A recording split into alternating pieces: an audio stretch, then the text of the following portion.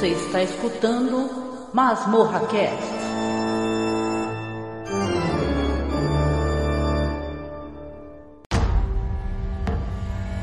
It's time. It's time.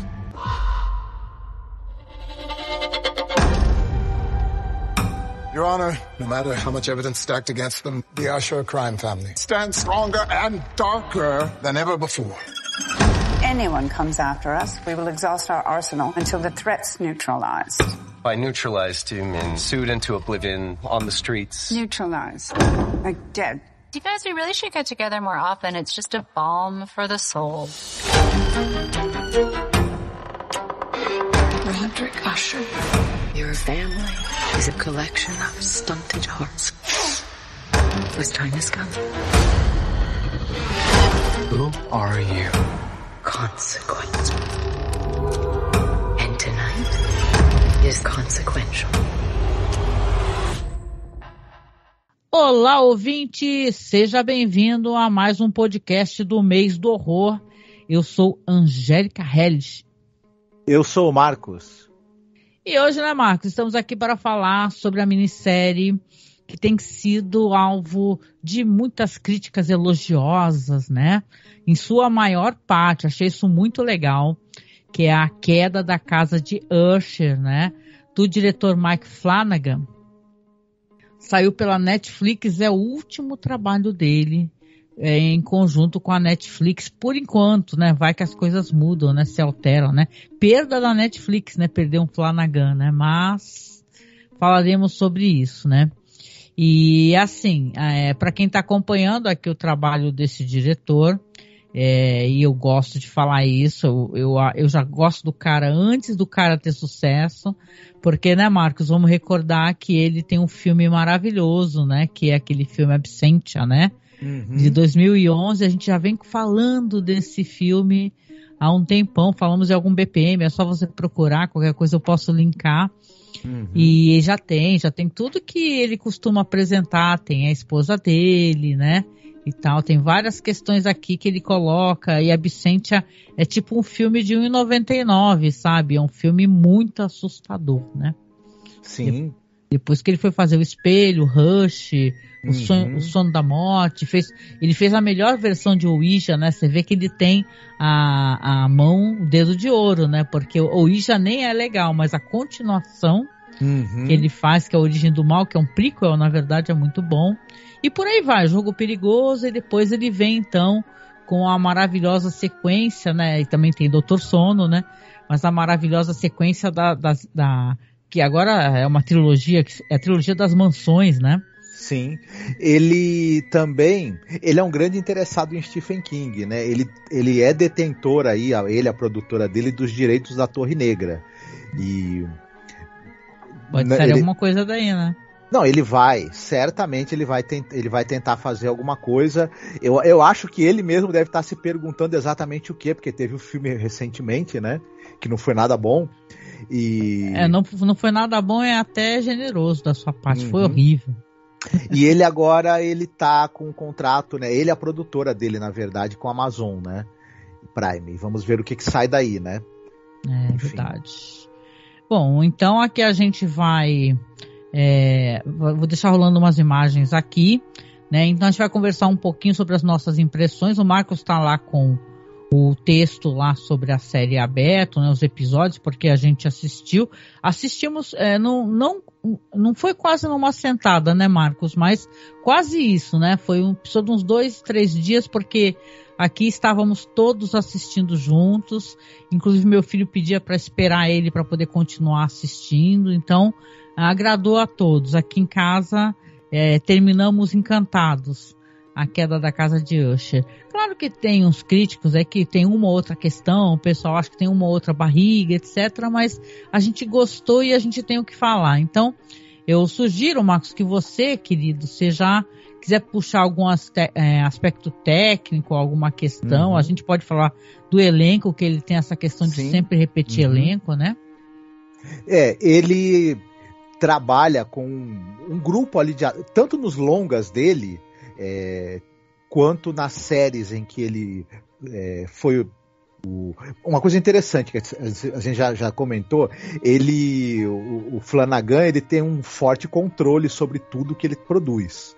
Ele é muitas vezes o roteirista, quando não é de todos os episódios, é de pelo menos metade deles. Ele dirige os longas, e nas séries ele dirige pelo menos 50%, 60% dos episódios, e em várias ocasiões ele é o montador também dos longas e de muitos episódios das séries.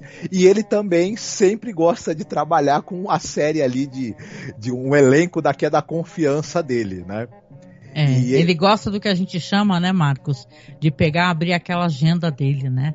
Ele abre a agenda e vê o que tem de interessante. Aliás, ele costuma sempre repetir elenco, isso é bem interessante, sinal que ele gosta de um círculo de confiança, né, e tal, né? Sim, são pessoas, essas pessoas que estão sempre ali próximas e trabalhando com ele desde os longas no início, né?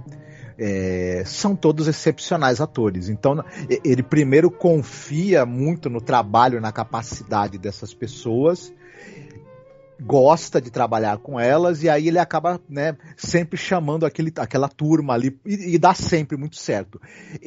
Essas pessoas também são muito bem escaladas para os papéis que elas vão fazer em cada um dos trabalhos, e muito bem dirigidas. Ele é um ótimo diretor de atores, e ele é um cara que se preocupa muito com o desenvolvimento de personagem. Então você tem um bom ator, o diretor confia muito nesse bom ator ou nessa boa atriz, sabe dirigi-lo, e o roteiro que é entregue para esse ator ou para essa atriz trabalhar tem um excelente desenvolvimento, tem diálogos muito bem escritos, tem profundidade, tem camadas, tem complexidade, aí não tem como dar errado, né?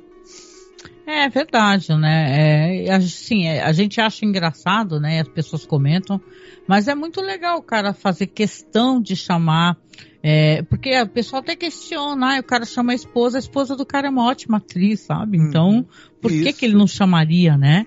A esposa dele, né? Então... Ele chama, além dele chamar a esposa, ele chama sempre o Bruce Greenwood, que é o Capitão Pike ali daquela série, da trilogia nova do Star Trek nos cinemas. Ele tá sempre com o Henry Thomas, né? Ele salvou a carreira do Henry Thomas, né? Que ele tava muito esquecido, né? Sim. O Henry Thomas, pra quem não lembra, é o menininho do ET, né? Basicamente. Não, e agora tem a edição nessa minissérie, que, pelo amor de Deus, que adição, que é que faz a irmã dele, né? Que é o nome dela é Mary McDonnell, né? Sim. Ela simplesmente é a presidente, né, do Battlestar Galactica. Isso, exatamente. Meu Deus, olha, eu sinto a emoção, assim, só de falar a palavra Battlestar Galactica, entendeu? Isso já me emociona. E você vê que ele é meio nerdão, né? Ele chamou ela e...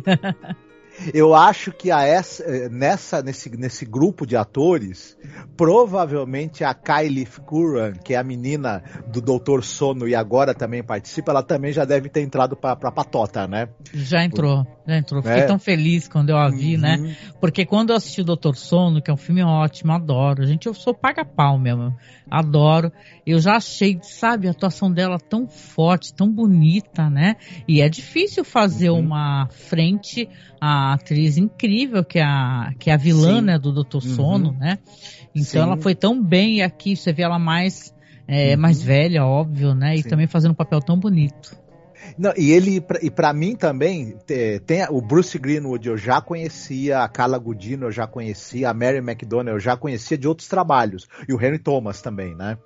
Então esses 4 aí são pessoas que eu já acompanho a carreira há um certo tempo, já vi outras coisas com eles, porém, o Raul Coil, a Samantha Sloyan, a Tinaya Miller e o Zac Gilford eu fui conhecer nos filmes e séries do Flanagan, e eu vou passar a prestar atenção em tudo que eles estiverem envolvidos de agora em diante, porque esses 4 atores, eles me pegaram desde também a Mansão Bly e o Missa da Meia-Noite, eles me pegaram de um jeito que é o seguinte, muito impressionante o trabalho deles, muito impressionante mesmo. Eu diria até, eu daria um destaque até para Samantha Sloyan, essa moça, ela é, enfim...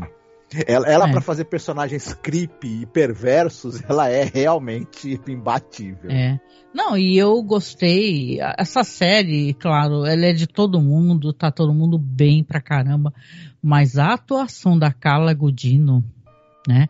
Que não é de agora que ela vem trabalhando com o Flanagan, né? Desde Jogo Perigoso, né? Meu, é arrebatadora, né? A atuação incrível mesmo. Os poemas, sabe? Ele coloca a série com uma questão claro, ela é antiquada e ao mesmo tempo ela é moderna, porque ela foca em temas importantes de agora, né? Violência contra animais, pesquisas, né? Na área de testes, né? Com animais, que é uma coisa que é cruel e desnecessária. Então, é incrível, não? E ela fazendo esse papel, fazendo a Verna. Eu não vou nem falar que eu sou uma entendedora de Edgar Allan Poe. Conheço algumas coisas, né? Como você também. Mas para quem assistiu o filme, né, do Roger Corman, A Máscara da Morte Vermelha, você vê a Carla Gugino entrando como a Morte, né, vermelha, né? Tu fala, puta, dá um arrepio, né? Você fala, caraca, que foda. O outro ator também que tá muito impressionante, ele participa muito da série, ele tá presente em todos os episódios, é o Carl Lumbly, né? Eu lembro dele do Dr. Sono, né? Sabe quem ele é do Dr. Sono? Porque no original do Kubrick tem eu esqueci o nome do ator, gente, mas tem aquele que é o cozinheiro, né? No Iluminado, que obviamente faleceu. Diz que ele faleceu, não sei, acho que até antes do lançamento do filme do Kubrick, um negócio assim, né? Só filmou e faleceu. Aí quando ele fez o Dr. Sono, ele pegou esse ator que ele é muito parecido mesmo com esse ator que faz o cozinheiro no Iluminado do Kubrick. E cara, ele já foi muito bem ali, né? Aí você sabe que o Flanagan já colocou um tiquezinho, né, na agenda, falou, opa, vamos chamá-lo novamente. Aqui ele faz esse papel aqui, faz o Dupin, né? Qual é o nome do personagem dele? É o Ernest? Isso, é o Ernest Dupin. Esse ator, eu lembrava dele, você sabe de duas coisas que eu lembro dele? Ele é a voz do marciano... Auguste, viu? Só pra corrigir. Isso, Auguste Dupin. Ele fazia a voz do marciano da Liga da Justiça. Marciano... Qual? Do desenho da Liga da Justiça? Isso, ele fazia a voz. Aquele desenho da Liga da Justiça, que incrível. Isso. Meu Deus. E ele tinha um personagem naquela série que eu gostava muito, Alias, que era com a Jennifer Garner. Olha, eu não tenho essa bagagem, não conhecia, não sabia. Eu sempre adorei esse personagem na Liga da Justiça, né? Mas eu sempre vi dublado, né? Tanto que eu tenho todos os desenhos aqui em casa baixados, mas eu sempre vi dublado, então perdi a experiência da dublagem, né? A voz dele transmite uma tranquilidade, uma segurança, a voz que esse ator tem, e encaixava muito bem, né? Do personagem. Mas enfim... Nossa, tem um elenco gigantesco. Se a gente for falar do elenco todo, até acho que a gente vai ficar uma hora... Não, aí só pra finalizar, tem a Kate Siegel, que você já falou, e tem o Mark Hamill, né? Fazendo um personagem muito importante. O Mark Hamill fazendo uma atuação que, gente, eu acho que é uma das melhores atuações da carreira do Mark Hamill. Sem dúvida, porque, obviamente, que quem é nerd gosta dos filmes, né, do Star Wars e tal, mas aqui ele tá fazendo uma atuação do homem, você quase não reconhece o Mark Hamill, né? Ele vai estar presente nos próximos trabalhos do Flanagan, então ele já entrou pra trupe também. Já entrou pra trupe, né? Não tem elenco maravilhoso, gente, eu recomendo vocês olharem um por um, só recomendando, falando rapidinho, não é nem recomendando, mas mencionando, porque o Flanagan antes ele fez uma minissérie que, assim, muita gente gosta, muita gente também não gosta, que é aquele lá que tem 1 milhão de jump scares, né? Clube da Meia-Noite. Clube da Meia-Noite, que é uma parada meio adolescente, onde está todo mundo naquela casa... É Clube da Meia-Noite? Isso mesmo. Tá, é todo mundo com doença terminal e tal, tem uma parada meio dramática e tal. E tem a personagem que faz a esposa do Roderick, né? O Usher, é a atriz do Clube da Meia-Noite, né? Que faz a Juno. Então...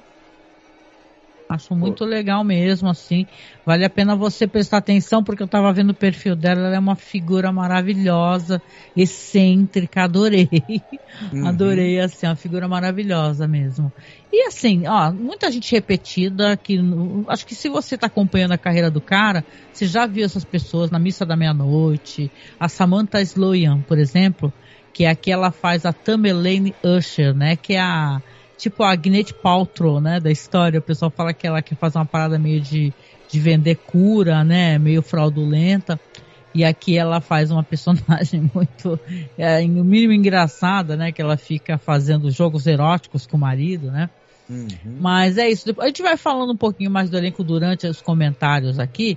Mas eu queria até te perguntar, Marcos, né, pra gente falar um pouquinho e você comentar as coisas que você vai gostando, né, e tal. Eu gostei de tudo, gente. Eu amei isso aqui, eu assisti a Maradona, entendeu? É tipo Missa da Meia-Noite, pra mim, Angélica, que eu vou esperar um tempinho, eu vou assistir de novo, entendeu? Sim. Mesmo, sabe? E assim, dá vontade, isso que é mais interessante, se é pra pegar vocês aqui antes dos spoilers, né, pra quem não quiser escutar, se você não leu todos os livros, todos os contos, né, do Edgar Allan Poe, você vai se divertir da mesma maneira. É isso que é legal. Né, Marcos? É uma minissérie acessível, ela tem uma história própria, ela tem vida própria. Então você vai ter histórias aqui, que nem falei, são contemporâneas, assim, da nossa época e tal, questões que podem ser colocadas em épocas, né, diferentes e tal. É uma história nova, é uma criação, entendeu? Sim. Porque a história vai usar elementos de vários contos e poemas, inclusive tem alguns poemas do Edgar Allan Poe que vão ser falados quase que na íntegra ao longo da série.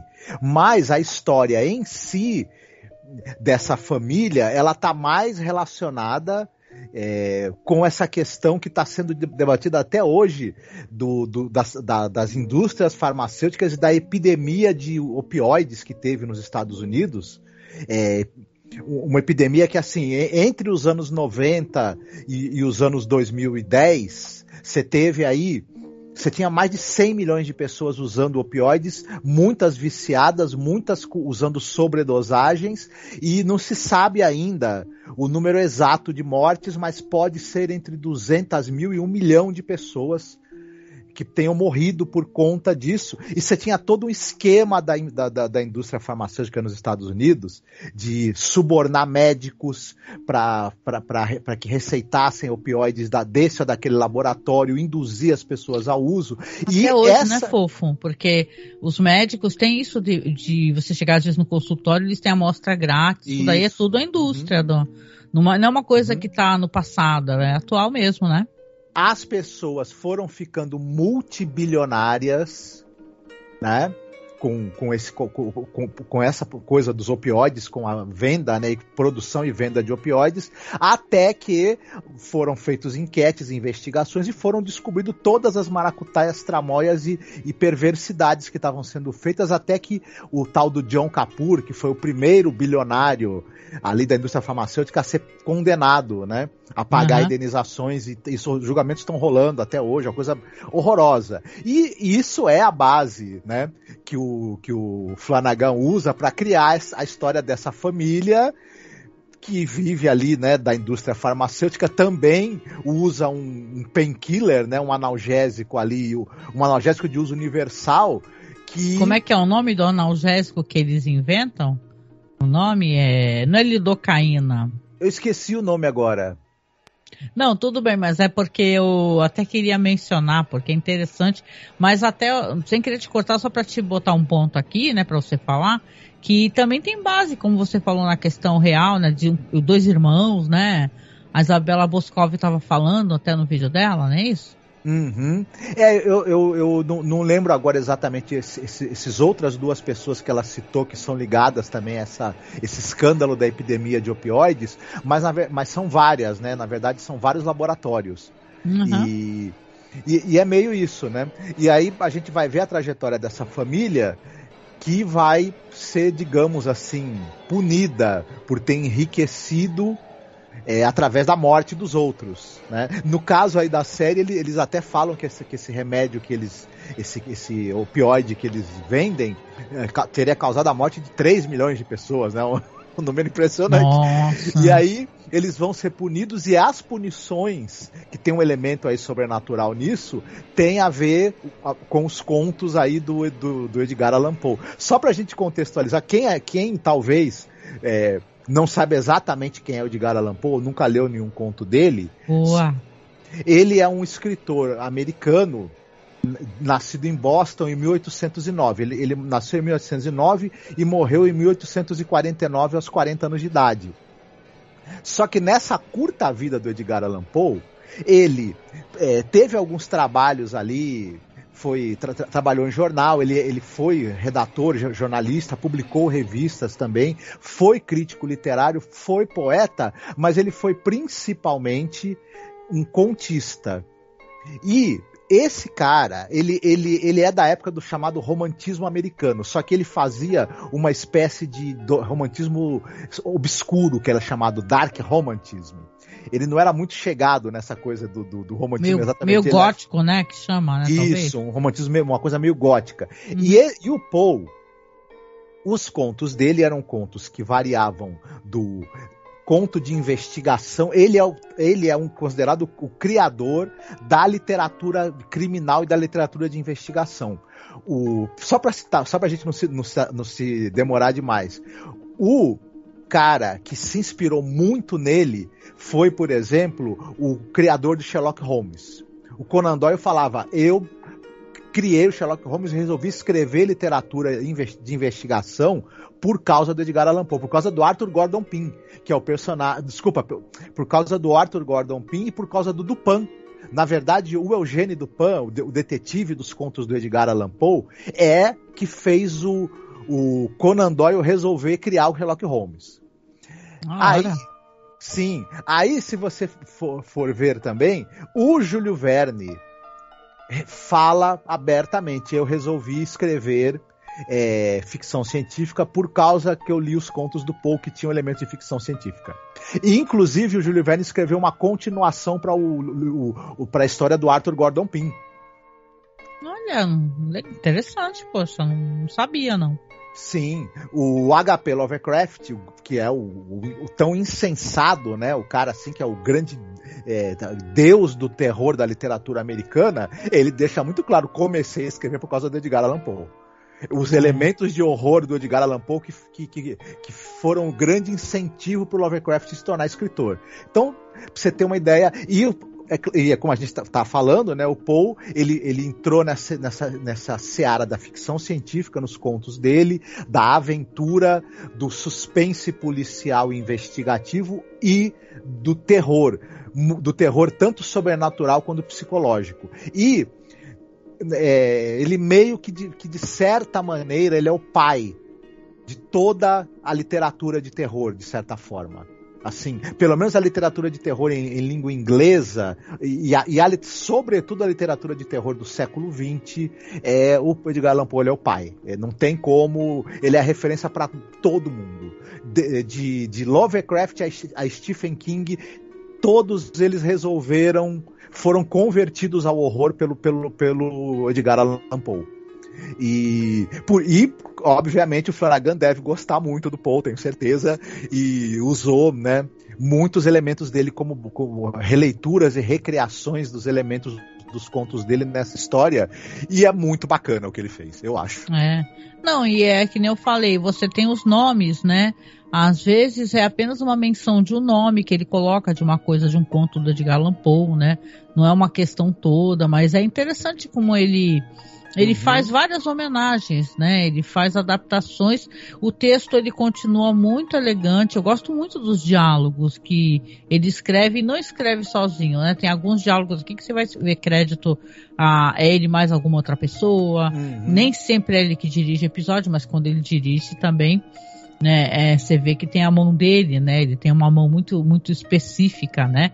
E tal. E eu gosto muito como é quase uma coisa de você assistir Jason, né? Porque a comparação eu coloco porque você quer assistir os filmes do Jason muito para saber como é que vão ser as mortes, né? Então aqui é a mesma coisa, você já começa a minissérie, sabendo que essas pessoas vão morrer, né? Eles não têm, né? Fala assim, peraí, as pessoas todas vão morrer. Então, o que acontece? Como elas morreram? Então, é isso, você vai descobrir como aconteceu, o que aconteceu para que elas morressem, né? E você vai ver também uma insensibilidade. Você tem um personagem, o Roderick Usher, ele não lamenta a morte dos filhos, ele tá preocupado com a empresa, né? Parece que depois ele tem mais a questão de ter o apreço pela neta, né? A única neta que ele tem praticamente, né? Então... é uma coisa, né? Isso é um negócio muito interessante. O tema dessa série é a ganância, né? Se a gente for pegar um tema principal, é o foco. O que a ganância faz com as pessoas, no que elas se transformam. E o Roderick Usher, o personagem dessa série, ele é a encarnação da ganância. Ele é praticamente a ganância encarnada. Ele é o capitalismo, né, Marcos? Isso, ele é o capitalismo. E é uma coisa interessante porque e muito inteligente do Flanagan ter usado esse elemento da ganância. Por quê? Em muitos contos do Poe, e a gente precisa colocar os contos na época em que foram escritos no contexto da época. Alguns personagens do Poe, não todos, mas alguns deles, até vários deles, eles são personagens neuroatípicos, neurastênicos. E o Poe coloca essa neuroatipicidade dos personagens, a doença mental deles, como o que leva, de certa forma, eles à maldade, à perversidade, ao crime e à degradação. Né? E isso é uma coisa que tem um certo capacitismo. Se a gente pudesse fazer uma crítica à literatura do Poe, é a presença desse capacitismo em relação às pessoas neuroatípicas. Muito inteligentemente, o Flanagan substitui esse elemento pela ganância. Aqui é a ganância que corrompe, que degrada e que leva você ao crime. A monstruosidade a praticar esses atos atrozes que nós vamos ver, porque uma coisa muito certa, você mesma falou, todos os filhos do Roderick, né, vão morrer. A gente vai ver depois que é toda a linhagem, né? Isso, toda a linhagem. Porque ele fez um pacto, né, com a... Exato. A Verna, ela seria o quê? Eu fiquei aqui pensando, claro que ela aparece como corvo para ele várias vezes, né? Mas ela é a morte, ela é um demônio. Isso. O que é a Verna? Na obra do Edgar Allan Poe, a gente pode até brincar um pouco com isso também. Você tem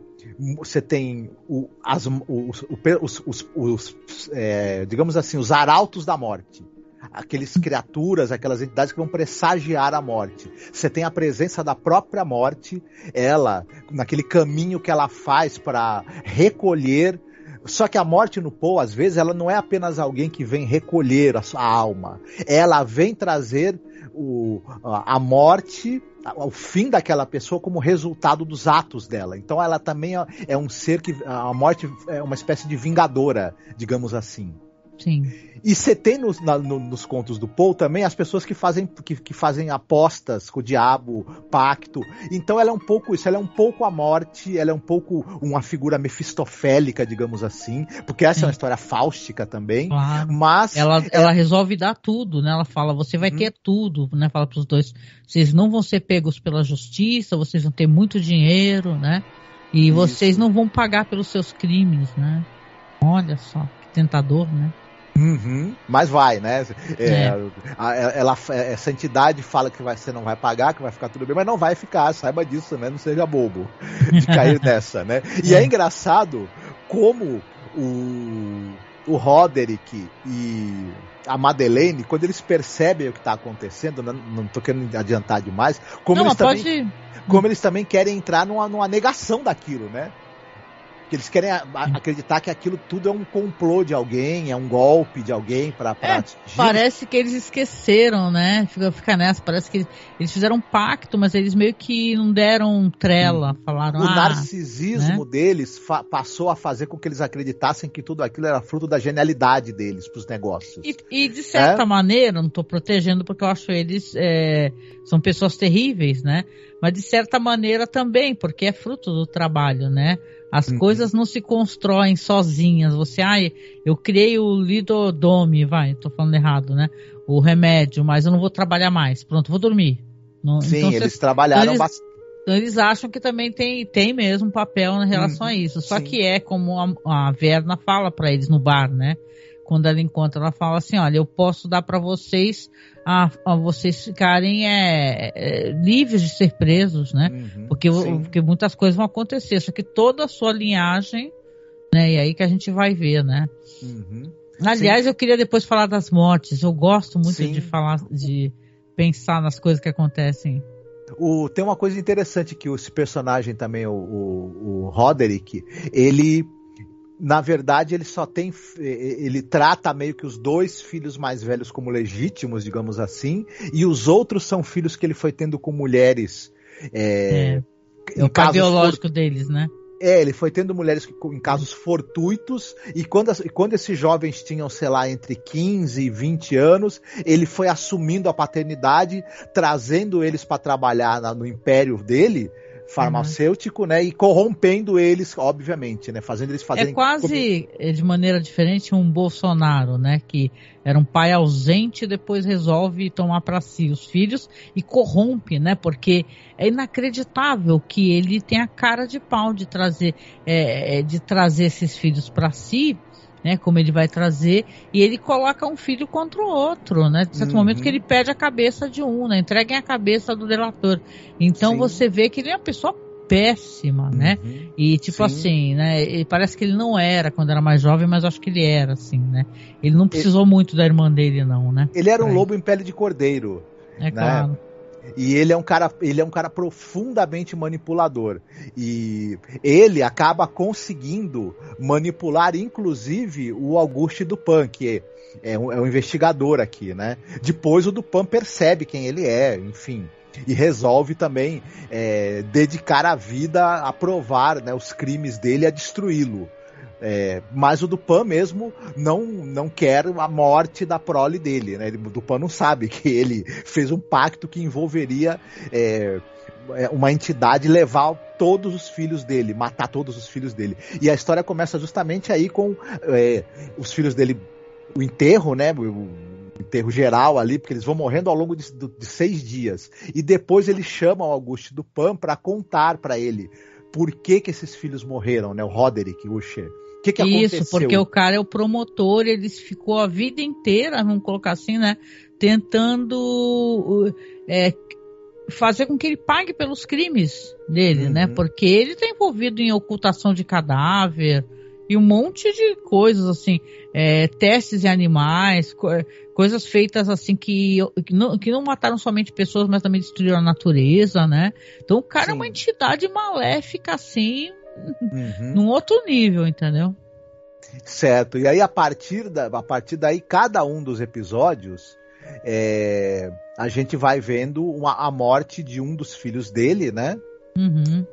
E são todas, assim, absolutamente terríveis, né? São. Usando os elementos dos contos do Edgar Allan Poe, né? Não, e eu gosto do começo, né? Porque a gente vai comentar as mortes e tal, mas aquele começo também que conta a infância dele, quando ele começa a falar sobre a vida dele, fala esse negócio da mãe dele, que era secretária do cara, né? O cara é o William Longfellow, né?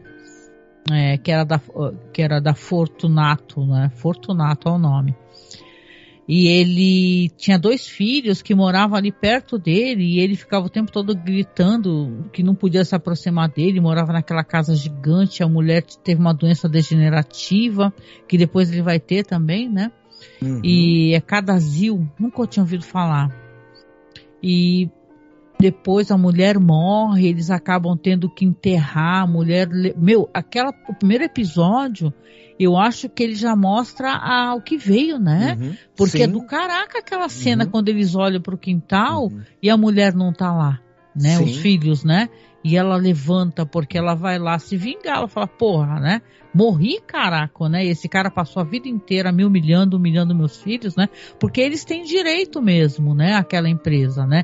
Eles vão, claro, alçar aqui tem quase uma coisa de justiça poética, né? Porque eles vão, claro, fazer qualquer coisa para poder ser importantes de mandarem, mas eles tinham direito biológico mesmo, né, inclusive. Sim.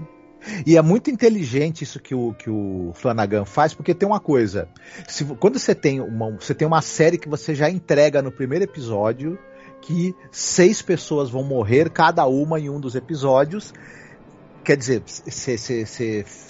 lá pelo segundo episódio você pesca isso, que vai ser essa estrutura. Essa estrutura tem um problema, que ela pode começar a parecer óbvia pro telespectador. Pô, eu já sei que no final de cada episódio alguém vai morrer, a gente espera como é que vai ser a morte, mas ela começa a parecer uma coisa meio engessada. Só que e que pode até você perder o interesse no meio do caminho. Só que como tem a história de fundo, toda a história do Roderick e da Madeleine, como eles ascenderam até se tornarem esses magnatas da indústria farmacêutica, como é que foi o percurso deles para chegar ali, essa história é o ponto, né, é o fio condutor, né? Ela amarra tudo. Então, sim, faz com que essa estrutura ali, meio episódica, de ter uma morte por cada episódio, ela não fique frágil. Essa história de fundo funciona também como uma espécie de sustentação para essa estrutura desse roteiro. Isso. E funciona bem. Fora a história dos filhos também, né, Marcos? Que ele vai ali também mostrando a morte desses filhos, mas que tipo de pessoas que eles eram, né? Sim. Que péssimas pessoas que eles eram. Eu acho que isso é quase um consenso, né? E tal, todos eram pessoas capazes de passar por cima de qualquer um, né, para poder ter o que quer, como ele ensinou, porque ele era influência, né? Eu lembro do pessoal, eu vou colocar a questão política, foda-se. Eu lembro do pessoal comentando que o Ciro Gomes, olha só, né, falava isso, ele falava assim, olha, esse homem, Bolsonaro, ensinou aos filhos como fraudar gasolina, né? Hoje em dia a gente vê tantos casos que acontecem normalmente, né? Gente roubando do erário público. Então você vê, esse homem ensinou aos filhos como roubar gasolina, como fraudar as coisas. Então você criar pessoas ensinando coisas erradas. Né? Sim. É isso exatamente que o Usher faz. Isso, Roderick, ele é um corruptor nato. Ele pega os filhos, né, os filhos que ele não tinha criado, quando eles estão ali pela fase dos 16, 18 anos, chega lá com um caminhão de dinheiro, com um caminhão de vantagens. Pode fazer o que você quiser, né? Dando a entender que eles fazem parte de uma espécie de realeza, que eles estão acima da lei, eles estão acima dos outros, e vai dando para essas pessoas postos ali dentro das empresas, ou dando dinheiro para eles fazerem empreendimentos deles, sempre a partir de uma ótica absolutamente narcisista e como se fosse uma espécie de realeza. E aí essas pessoas que eram jovens quando foram reencontrar esse pai, né, o Roderick, são estragadas. O que elas tinham de bom vai se perder, vai ser destruído. E a série aproveita para fazer um estudo de personagem desses filhos. Cada um deles tem algum tipo de profundo, desenvolve algum tipo de profundo narcisismo ou egoísmo, né, e outros desvios de caráter ligados à ganância, quase sempre. Todos a ganância é o motor. Mas é interessante como a cada episódio, um deles vai ter uma análise mais profunda da personalidade dele, dos conflitos dele, das relações. Sempre são relações tóxicas e que eles têm com os familiares, com esposas, com maridos, com sócios. São sempre relações muito podres, né, apodrecidas, muito utilitaristas, né, que veem o outro como uma coisa que eu posso tirar vantagem, que eu posso usar sempre. E a gente vai vendo ao longo dos episódios, por exemplo, pequenas amostras da personalidade desses caras, e em cada um dos episódios vai ser aprofundado quem eles são antes deles morrerem, né? E detalhe, né? A própria ganância e os próprios crimes e atrocidades que cada um faz é que vai guiá-los também para a morte, né? Não, claro que com a ajudinha da Varna, né? Aliás. Não, detalhe, você falou isso, eu achei interessante, mas eu vou chegar lá. Eu queria até falar contigo porque a gente vai falar das mortes, porque eu acho isso interessante. A primeira morte que vai acontecer aqui no segundo episódio, né? Que é justamente a Máscara da Morte Vermelha, né? Fazendo alusão a esse conto do Edgar Allan Poe. É do Próspero Usher, que ele é chamado de Perry, né? Que ele é o mais jovem, é o irmão mais jovem, que, tipo, eles falam, né? E tem isso, os irmãos, os dois lá, tratam os outros todos como se fossem bastardos. Se chamam, são bastardos, né? Eles são todos irmãos, só que tem essa competitividade que ele alimenta e acha isso muito saudável. E o Perry, ele vive aquela vida sem freio, né, de gente jovem, drogas, muita putaria, né? Imagina uma pessoa jovem de muito dinheiro e zero questão de controle ou alguém para dar uma orientação, né? Ele quer ser uma espécie de empresário da noite, né? Da night. Isso. Ele quer fazer grandes... Ele é o único que não tem uma empresa consolidada, vamos colocar assim, como os outros, né? Ele quer tirar a grana dele. No início a gente acha que ele quer tirar a grana dele fazendo grandes festas e orgias para alta sociedade, temáticas, né?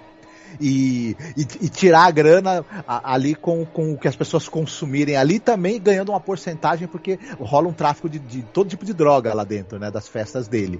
A gente vai descobrir depois que ele também pretende filmar e fotografar essas pessoas nas orgias. Muita gente que é casada, né, vai lá para poder fazer chantagem, para né? Poder chantagear também as pessoas, né? Ele é um grande... Ou seja, ele é um cara também, o Perry, né, o Próspero, que ele é um grandessíssimo, né? Não dá para se apiedar. Tu se apieda no sentido de que ele não recebeu orientação, né? Parece, aliás, que todos foram retirados das mães, de certa maneira, foram envolvidos, né? Para ficar ali circundando o Roderick Usher.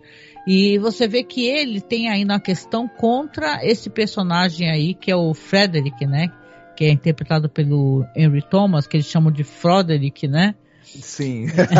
Pra tirar sarro dele, porque ele meio que humilha ele e tal. Ele vai pra uma reunião e fala uma pá de bobagem na frente dos advogados, que eles têm uma questão ali, e ele vai ter uma ideia, que é uma ideia, ele quer se vingar, então ele vai lá, convida a mulher do irmão dele pra uma orgia, né? Então uma orgia toda estilosa, no sentido de é um convite que fica por 10 minutos e tal, e vai festa de máscaras, e vai numa dessas fábricas aí que justamente está sobre essa questão de litígio, porque estava fazendo contaminação, e ele descobre, nossa, como ele é brilhante, ele descobre que tem uns tanques, né? Então, para quem tá alinhado e conhece essas festas aí, tem umas festas que tinha umas aí que jogava tinta nas pessoas, né? E tem essas festas que joga água e tal, e vira uma febre, tá todo mundo doidão. E ele fala, arruma alguém, né? Mexe os pauzinhos e consegue ligar nos sprinklers, né? E, aí tá dado o negócio. E você falou da Verna, que é essa personagem, e eu acho interessante que em todas as situações, que eu lembro todas, ela dá opção, né? Ela chega, como ela fala para ele, né? Ela fala, olha, você chegou até esse ponto aqui, é o ápice do que você quer fazer, você conseguiu atrair a sua cunhada, a festa tá bombando, tá dando tudo muito certo, você pode parar aqui se você quiser, você quer parar? Ele fala que não. Exatamente. Né? E acontece, é uma tragédia inacreditável, porque as pessoas derretem, porque aquilo é uma espécie de ácido, né? Sim. Que ele escondia nos tanques, né?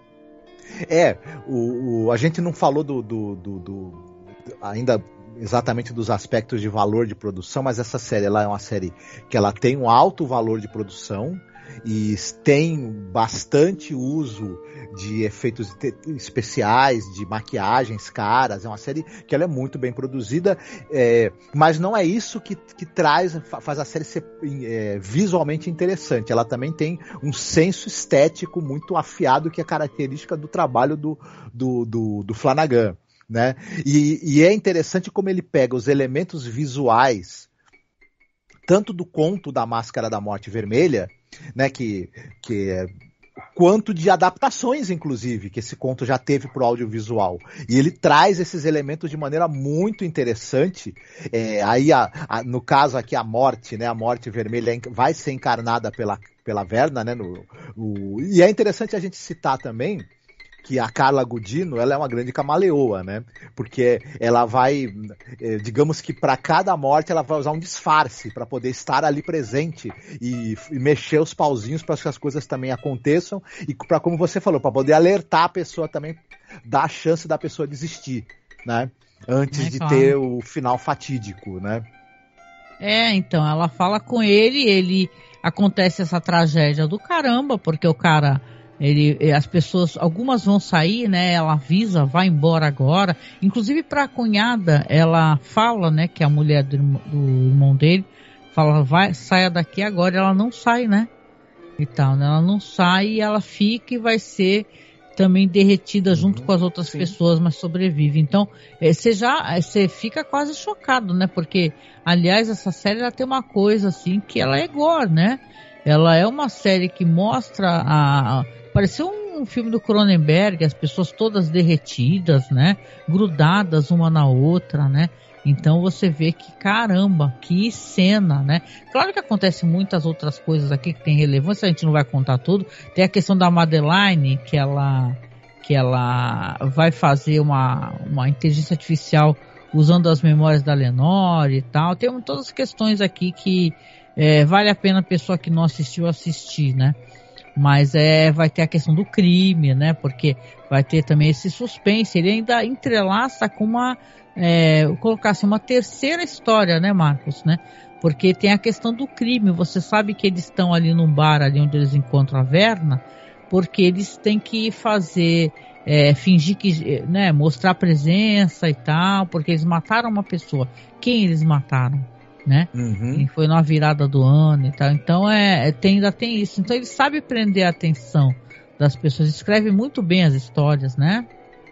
Sim, esse mistério também que vai sendo desvendado. Mistério não, na verdade ele vai contando e nós vamos acompanhando para saber como é que eles chegaram a ter esse dinheiro todo, né? E tem a ver, claro, com essa companhia na qual o Roderick trabalhava e que o dono era o Rufus, né? O nome do...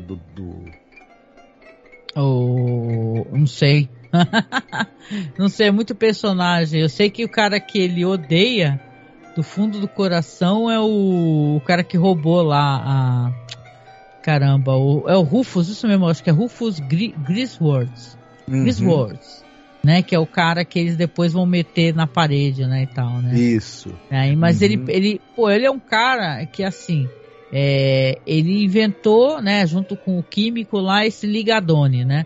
Se é que é esse nome, que o nome ligadone é o que? Ligadone. Aí ele fala pro cara e o cara faz o quê? Pega os créditos, né? Ele pensa que ele vai ter ascensão na empresa, ele pega os créditos. Então, a irmã dele fala pra ele, olha, não, a gente tem que saber manipular as pessoas. Às vezes você não pode ter uma vingança imediatamente, isso, né? Você vai ter que manipular a pessoa, puxar o saco e depois você dá o cacete. Isso. E eles vão usar para isso o Dupin, né? Porque ele está investigando essa empresa do patrão do Roderick, e o Roderick vai fornecer informações para ele montar um caso contra a empresa. Na hora H, o Roderick, em vez de testemunhar para definitivamente provar os crimes, né, dessa empresa que ele trabalha, ele acaba testemunhando, fazendo falso testemunho e livrando a cara do Rufus, e aí ele ganha a confiança do cara. Isso é bem pra frente, tá? Mas é assim que ele consegue a ascensão, mas é bem pra frente que mostra essa questão. Vão ter vários episódios dele combinando, né, com o Dupin, né, sobre esse negócio. Ele cria uma amizade com o Dupin, né? Mas isso já é um plano que foi arquitetado pela Madeleine para se utilizar do Dupin, né? Então a Camille, né, que é a personagem da esposa do diretor, né? Que é maravilhosa essa atriz, né? Qual é o nome dela mesmo? É Kate Siegel. Kate Siegel. Ela é a mulher que lida com a questão de redes sociais, né? Social media.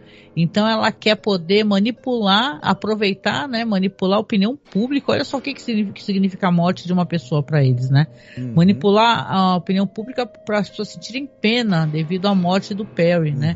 Isso. E ela tem aquele negócio, ela é uma personagem que essa daí representa a exploração do trabalhador, né? Inclusive sexual, não só a sua força de trabalho, como sexualmente, porque ela tem 2 jovens que trabalham para ela, que ficam lá tentando descobrir quem é a pessoa, né? Porque o promotor jogou essa bomba, né? Falou que uma pessoa informou, né? Eu acho até que ele jogou um verde, sabe? Porque essa pessoa nunca aparece. Ele meio que jogou um verde e todo mundo pegou o verde dele e quase entrega a Maduro, né? Porque ela faz o jovem sondar, né? Essa personagem, a Camille, e depois ela transar com ele, sabe? Você até pensa que é uma coisa consensual, mas você descobre que não é depois, né, Mar? Não, eles são obrigados por contrato a bizarro satisfazer as necessidades físicas, digamos assim, né? E sexuais também da Camille. E ela é a pessoa do marketing, né? Das relações públicas, mas ela também espiona todo mundo, né? Ela é ao mesmo tempo a espiã, ela usa as informações que ela obtém espionando todo mundo para poder fazer também o marketing, né, encobrir o que tiver de errado e também controlar as pessoas através dessas informações. Só que a morte dela vai estar ligada também ao trabalho da outra filha, que é a Victorine. Isso, que é a que está fazendo o dispositivo cardíaco, né? E fazendo testes em animais e fraudando esses testes, né? Na hora que o bicho morre, ela mete uma injeção de adrenalina e aí ferra com o teste, né? Porque você não pode ter a pesquisa invalidada, né? Se você alterar o final, né? Exatamente. Ela trabalha junto com uma outra moça que é namorada dela, que é uma cirurgiã brilhante, né? Isso. Só que ela tá passando por cima a Victorine de todas as regras, né, toda da pesquisa médica. Ela já está ali planejando começar a fazer pesquisas, testes em humanos, né, alterando e omitindo dados para conseguir fazer isso, né, porque o Roderick está muito interessado nessa pesquisa da Victorine, né, dessa coisa, porque o Roderick tá com a doença, né?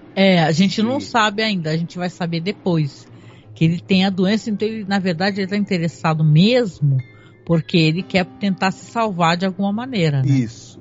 E aí essa pesquisa da Victorine, a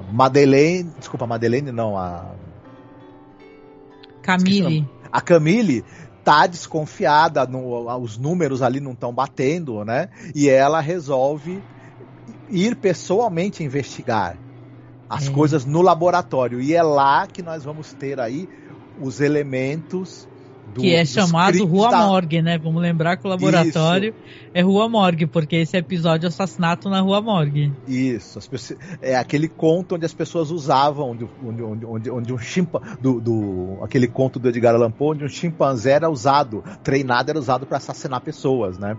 Caraca, genial, né? Fazer esse link, né? E da maneira como ele faz. E detalhe, ele vai introduzindo próxima história, próximo conto, né? Para quem tá inteirado, do Gato Preto já nessa, porque tem a coisa do personagem que é o que pira com o gato, né? Que fica doidão, a caixa que matou o gato, né? Isso, porque você tem esse outro filho dele, que é o Léo. O Léo é o filho que ele trabalha na indústria de videogames, né? Só que as outras pessoas, né, fazem os videogames e tal, só que ele pega os créditos, ele é meio que investidor, né? Ele investe e se apodera do trabalho dos outros e vira essa estrela, né, dos games, que na verdade ele não cria nada, né? E ele é um cara que ele mora tem um namorado e tudo, ele é bissexual, né? E você vê que ele já é apresentado pra gente como espectador, já traindo esse namorado dele. Ele tá traindo, ele tá com uma mina ali fazendo, né, um job nele e tal, e pedindo pra fotografar ele no Instagram e o caramba, né, porque ele é um cara famoso, e traindo o namorado dele, que é o cara que tem o gato chamado Plutão, né? Isso. Acontece que o Léo, né, que ele é vivido pelo Raul Collier, o pessoal vai lembrar dele provavelmente que ele fazia o xerife muçulmano ali da Missa da Meia-Noite, né? A Missa da Meia-Noite, ele era o cozinheiro da Mansão Bly, né? E tal, aliás, a Victorine também é da Mansão Bly, né? Isso. A personagem da atriz é maravilhosa. Gente, essa atriz que fez a Victorine, ela tá numa série inglesa, numa minissérie inglesa, maravilhosa, que eu já recomendei várias vezes. Ela é incrível, essa atriz aí, é fodona mesmo, né? Sim, a Tinea Miller, né? Uhum. E aí o personagem do Léo, ele também tem um grave problema com substâncias ilícitas, com drogas, né? Com todos. Isso. E os problemas que estão acontecendo, as mortes na família, as 2 mortes que aconteceram e tudo mais, e toda essa questão do processo que eles estão sofrendo, o Léo tá pirando. E a maneira que ele tá encontrando de lidar com isso é usar tudo que se possa imaginar, né, de droga. E isso já seria um processo autodestrutivo. Mas aí, numa dessas, ele vai matar o gato do namorado, né? Uhum. E vai precisar arrumar um outro gato de qualquer forma. Ele vai, então, lá na zoonoses. Spoiler, ele acha que matou o gato, né? Isso, ele acha que matou. Tanto que o Flanagan tava no Twitter, né? Que eu acho que o pessoal tava reclamando alguma coisa, tava um debate. Aí ele falou, gente, vocês perceberam que o personagem estava totalmente drogado? Sim. Entendeu? Ele cismou que matou o gato. Só pra falar, a Tinea Miller, né, que é a Victorine, a série é Years and Years, tá? É de 2019. Gente, essa série é do caraco. Série do Reino Unido, incrível mesmo, tá? Pronto. Não, e é legal a gente ver o talento dessa atriz, porque ela na Mansão Bly, ela faz uma pessoa muito boa, né? E aqui ela faz uma pessoa muito desprezível, e ela tá muitíssimo bem fazendo essas 2 coisas, né? Sim. Então, só pra... E aí o Léo, ele vai atrás das zoonoses lá pra tentar conseguir um outro gato parecido com o gato do marido dele. E aí que a Verna vai estar lá pra entregar pra ele o gato certo, né? Ou seja, o gato que tem poderes sobrenaturais e que vai infernizar o cara até levar o cara a pirar e, né, cair lá. O cara vai ter um surto, Vai ter um surto, vai tentar matar, vai chegar a hora que ele vai querer tentar matar. A progressão do que vai acontecendo e do ódio insano que ele vai desenvolvendo por esse felino, ligado a... é muito em cima, claro, do conto do Paul, o Gato Preto, que você tem aquele cara que tem sérios problemas de alcoolismo, o personagem, aí a esposa do cara arruma um gato, né? Se eu não me engano, não lembro se é um gato que ela encontra na rua, e ele começa a cismar que o gato não vai com a cara dele, como já arranha ele na primeira oportunidade, e ele começa a cismar que uma mancha branca que tem no peito do gato, na verdade é uma forca, e ele vai pirando com aquele gato, ele quer matar o gato de qualquer maneira, e isso vai levar ele à tragédia, o personagem do conto. E é muito o que vai acontecer também com o personagem aqui, o Cleo, né? A tentativa dele de matar esse gato de qualquer maneira, porque ele começa a achar que o gato tá dentro das paredes, né? Começa a destruir o apartamento todo. E aí, em um belo momento, o gato vai aparecer na varanda e ele, na tentativa de dar uma marretada no gato, ele vai cair da varanda, né? E vai se esborrachar. Ô Marcos, deixa eu dar aqui o feedback do chat, né? Sim. Primeiro agradecer, muito obrigado. O Augusto Ganzetti está aqui, comentou. Espero que a gente não estrague nada para você. Depois você escuta então, se for o caso, ou ver a live, vai virar podcast, tá? Augusto, se a gente entregar spoilers aqui, né? Mas ele falou que tá no 6º episódio, que ele tá adorando. Ele não sabe o que acontece no final. Então, né, Marcos? Se a gente falar spoiler, pode estragar para ele, porque... Gente, estraga porque é uma coisa nova que foi criada pelo Flanagan aqui, né? Então vale a pena conhecer. Então você escuta depois, né? Já deixou o like para fortalecer o canal. Obrigada. Obrigado. Né, Obrigado, Augusto. Que bom ter você por aqui. Obrigada. Se você não quiser saber spoiler, depois você volta, não tem problema, tá? Você vem e escuta lá, depois comenta com a gente. A gente vai querer que quem escutar o podcast, escutar a live... Fale pra gente nos comentários o que vocês acharam. Isso é muito importante.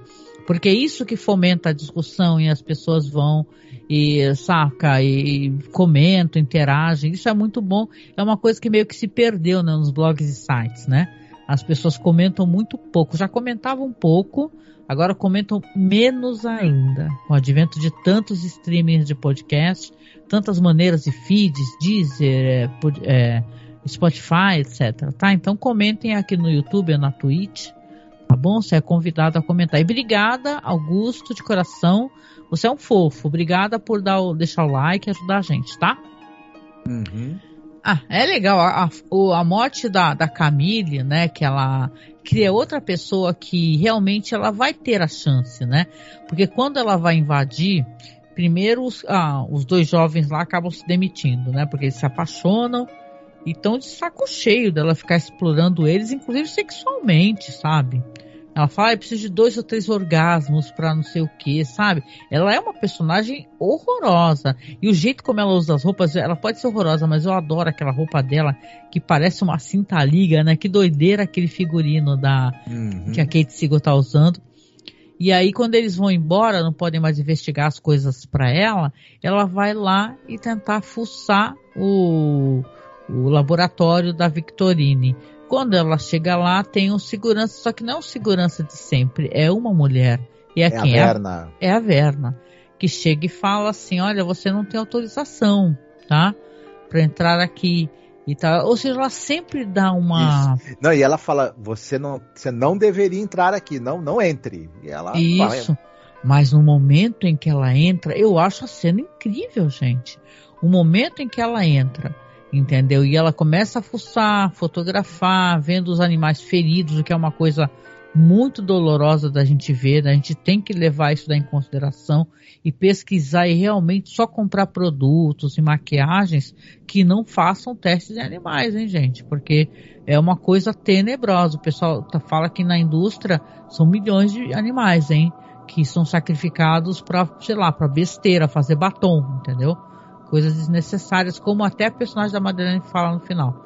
Mas no momento em que ela entra, Camille, tá fotografando, e aí entra a Verna, que é vigilante, a segurança ali, e começa a falar, e do nada pula, como se fosse um gorila, né, um chimpanzé, e faz aquela pose, começa a fazer aquela cara esquisita, aquilo dá um medo, né? Eu falei, putz, ela tá ferrada, ela faz até aquela cara, né? Ela abre a boca assim, chocadíssima, né? Com o jeito que aquela mulher tá se comportando.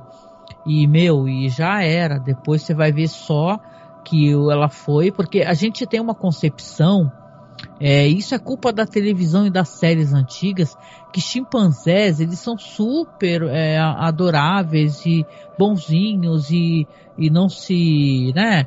Não atacam pessoas, é uma coisa totalmente furada, né? Inclusive os símios, eles são, claro, a gente tem que respeitar os animais e deixá-los, né, nos seus ambientes, né? Não é pra gente enclausurar bicho, né? Botar em zoológico, mas eles são violentos. Eu até lembro aquele documentário, né, Marcos Pedon, acho que é Nature, né, o nome do documentário, que eu vi com meu filho, porra, os caras canibalizam a própria turma deles, entendeu? Então eles são muito violentos. E aí então que estão sendo feridos, né, e operados e atormentados, pode ter certeza, né, que eles iam atacar com muita força, né, essa personagem. Ela é morta na porrada. Sim, ela é um banho de sangue, né, que acontece nesse laboratório, e ela é totalmente trucidada, né, pela chimpanzé. Pois é. Sim. A gente lamenta, né, mas a gente fala, porra, né, são todas pessoas muito cruéis, né, e elas vão ter mortes cruéis, né. É incrível, sabe o que é incrível nessa série? Por isso que eu digo, quem não quer ouvir spoiler é melhor escutar depois, que o personagem que a gente não acha que é tão cruel, ele é de uma crueldade, né, a gente não chegou nele, inacreditável, né. Porque você vai ter vários personagens aqui que eles são, quase que uma obviedade, vamos colocar assim, não sei se a palavra é obviedade, né? Mas é quase claro pra gente, pro espectador, essa pessoa tá fazendo algo ruim. Você entende que, porra, a Victorine tá cacete, né? Abrindo um animal ali, já matou vários bichos, tá usando toda a força da grana da família, do pai, a influência, né? Diz que pra fazer isso eles têm que doar não sei quanto de espaço, né? E criar... locais de segurança para os bichos, ou seja, a empresa pega, compra um espaço gigante para poder mandar os animais para lá, entendeu? Um espaço de segurança. Enquanto isso, está sacrificando outros na sede da empresa. Então você pensa, porra, né? São pessoas ruins. Mas ninguém pensa nada do personagem do Henry Thomas, né? Você acha ele até um bocozão, né? Você fala, o Frederick parece um bobão, né? Se ferrou, descobre que a mulher dele sobreviveu, mas tá toda queimada, né? É um cara até meio bobão porque ele fica jogando boliche. Quem é que tem não sei qual é o nome disso, se é quadra, né?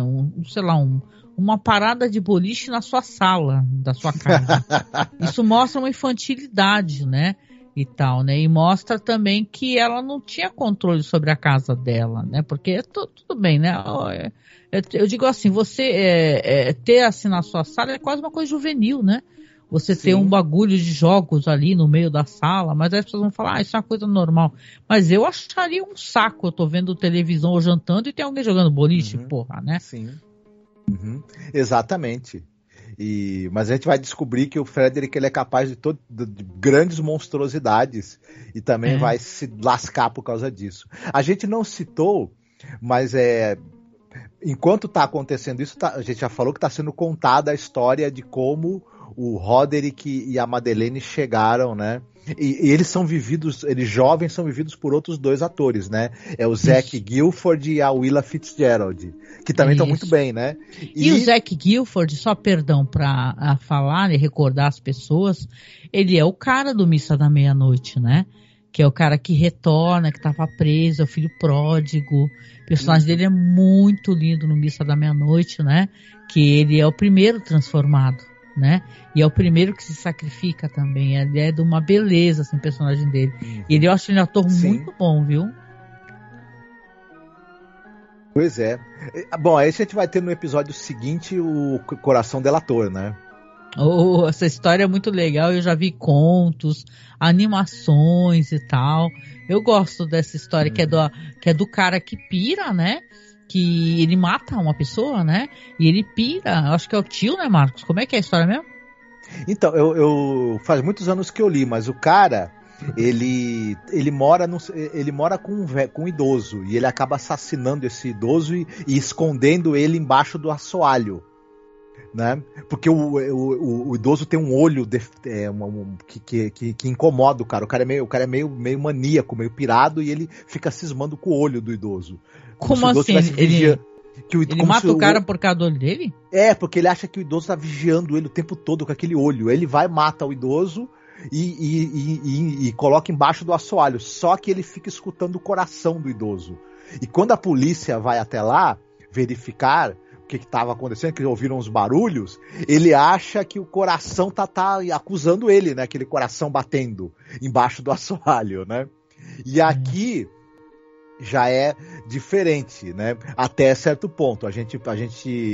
A Victorine, ela tem uma séria discussão com a namorada, né? Porque ela quer começar a fazer os testes com humanos e a namorada dela sabe muito bem que, que os testes não estão dando certo. Então não tem como tentar essa terapêutica em humanos, mas ela quer porque quer. E numa discussão ela vai assassinar a namorada, né? A gente vai descobrir depois também, né? Não, e a série é toda pontuada por veja bem, ele tá contando a história pro Dupin, o Roderick, né?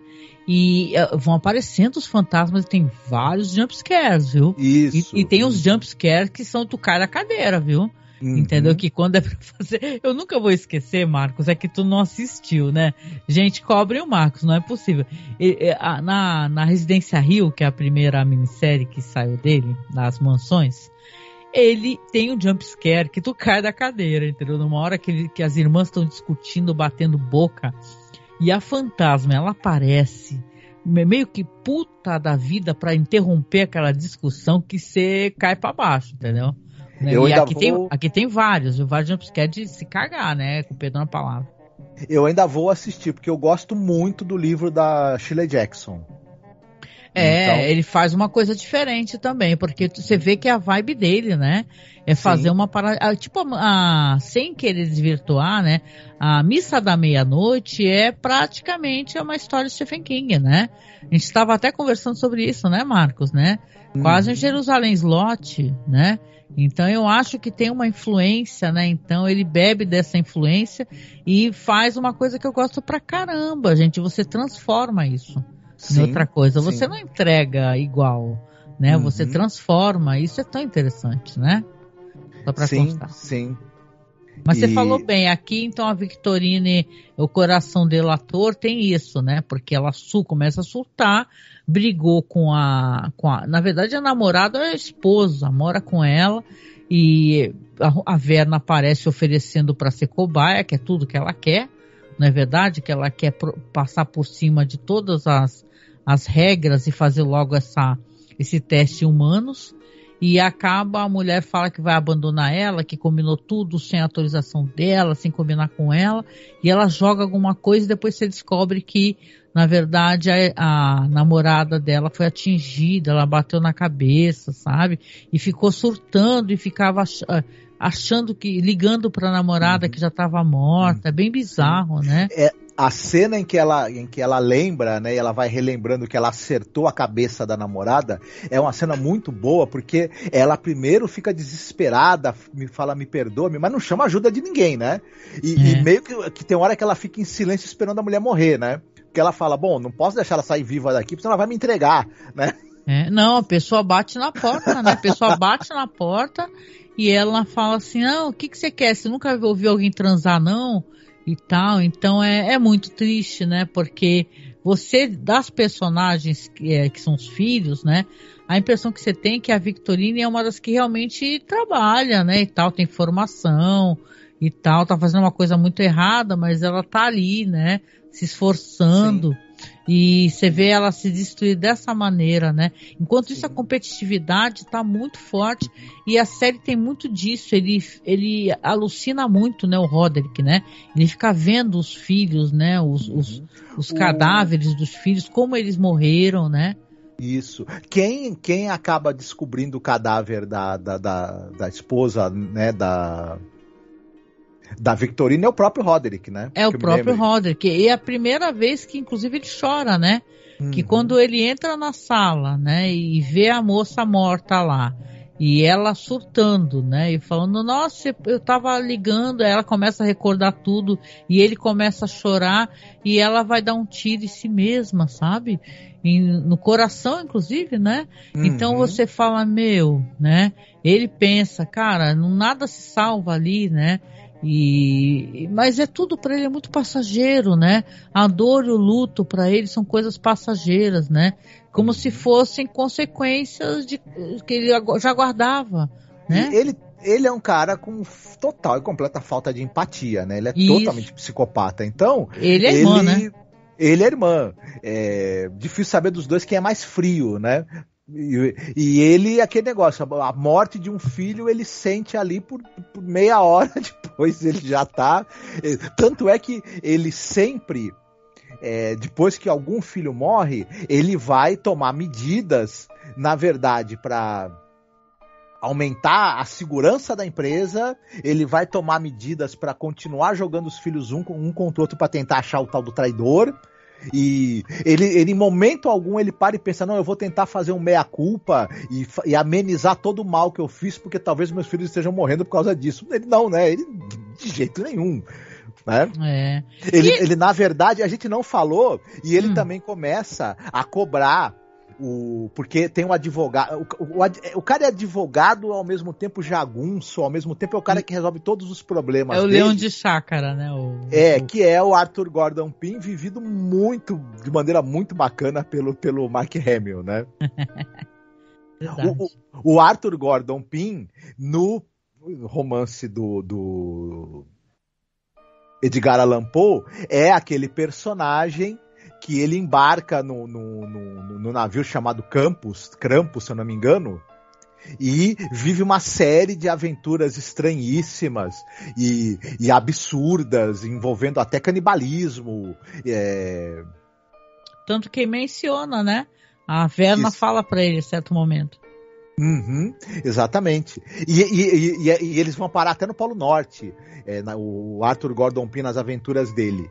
E ela fala, né? O Roderick, ele fala que o Arthur Gordon Pym ele teria vivido realmente essas aventuras na juventude, então ele é um cara que ele é capaz de tudo, né? Ele sobreviveu às coisas mais difíceis, então ele é um sujeito inteligentíssimo, conhece tudo de leis, é advogado, mas também é um cara intrépido e com zero de travas morais, né? E é o cara que resolve todos os problemas para ele. E isso é uma coisa meio de máfia, né? Você tem o chefão mafioso e você tem aquele sujeito que é o cara que resolve todas as tretas ali, né? Se a gente lembrar do filme, por exemplo, Pulp Fiction do Tarantino, tem o personagem lá do Harvey Keitel, que é meio isso, é o cara que vem lá resolver os problemas quando alguma coisa dá errado em alguma... É o cleaner, né? Isso, em algum assunto que a máfia tá tendo que né, tá tomando conta e tudo mais. E ele, os filhos estão morrendo e ele quer que o Arthur Gordon Pym, na verdade, descubra, né? O que é isso? Ele já percebeu nesse interim que, na verdade, quem está por trás disso é a Verna. Mas investigando.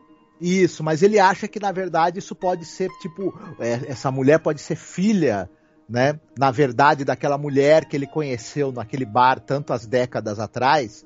E estão fazendo uma espécie de trama, né, pra matar os filhos dele, chantageá-lo. Ele começa a imaginar que possa ser isso e põe o Arthur Gordon Pym atrás dela pra encontrá-la e matá-la, inclusive, né? Eles começam a juntar fotos, filmagens, né, e tal. Tem isso, a gente tá falando das mortes, mas cada episódio tem as investigações, tem as linhas de narrativas paralelas, né? Aquela questão por exemplo, a esposa do Frederick, né? Que ele faz tirar, né? A mulher vai parar no UTI, faz trocentas operações. Chega um momento que ele resolve falar que pode levar para casa, né? E tal, né? Esse episódio aqui se chama Gold Bug. Essa história aqui, Marcos, ela faz referência a qual história do Edgar Allan Poe? Para mim, há 2 contos. O Escaravelho de Ouro, tanto é que o Gold Bug, né? E o William Wilson. Do duplo, né? Isso. E ele gira em torno da personagem que é a... É a Tamerlane. A Tamerlane. Essa personagem tem um caso interessante, porque como ela já vai... A morte dela vai ser já no 3º episódio, né? 3º ou 4º? Não, esse aqui é o 6º. Não é o 6º, é o 5º. Não, Gold Bug é o 6º. Isso, é o 6º episódio. E o que acontece? A gente teve bastante tempo ao longo dos episódios anteriores para ver também algumas cenas com ela, ou várias cenas com ela.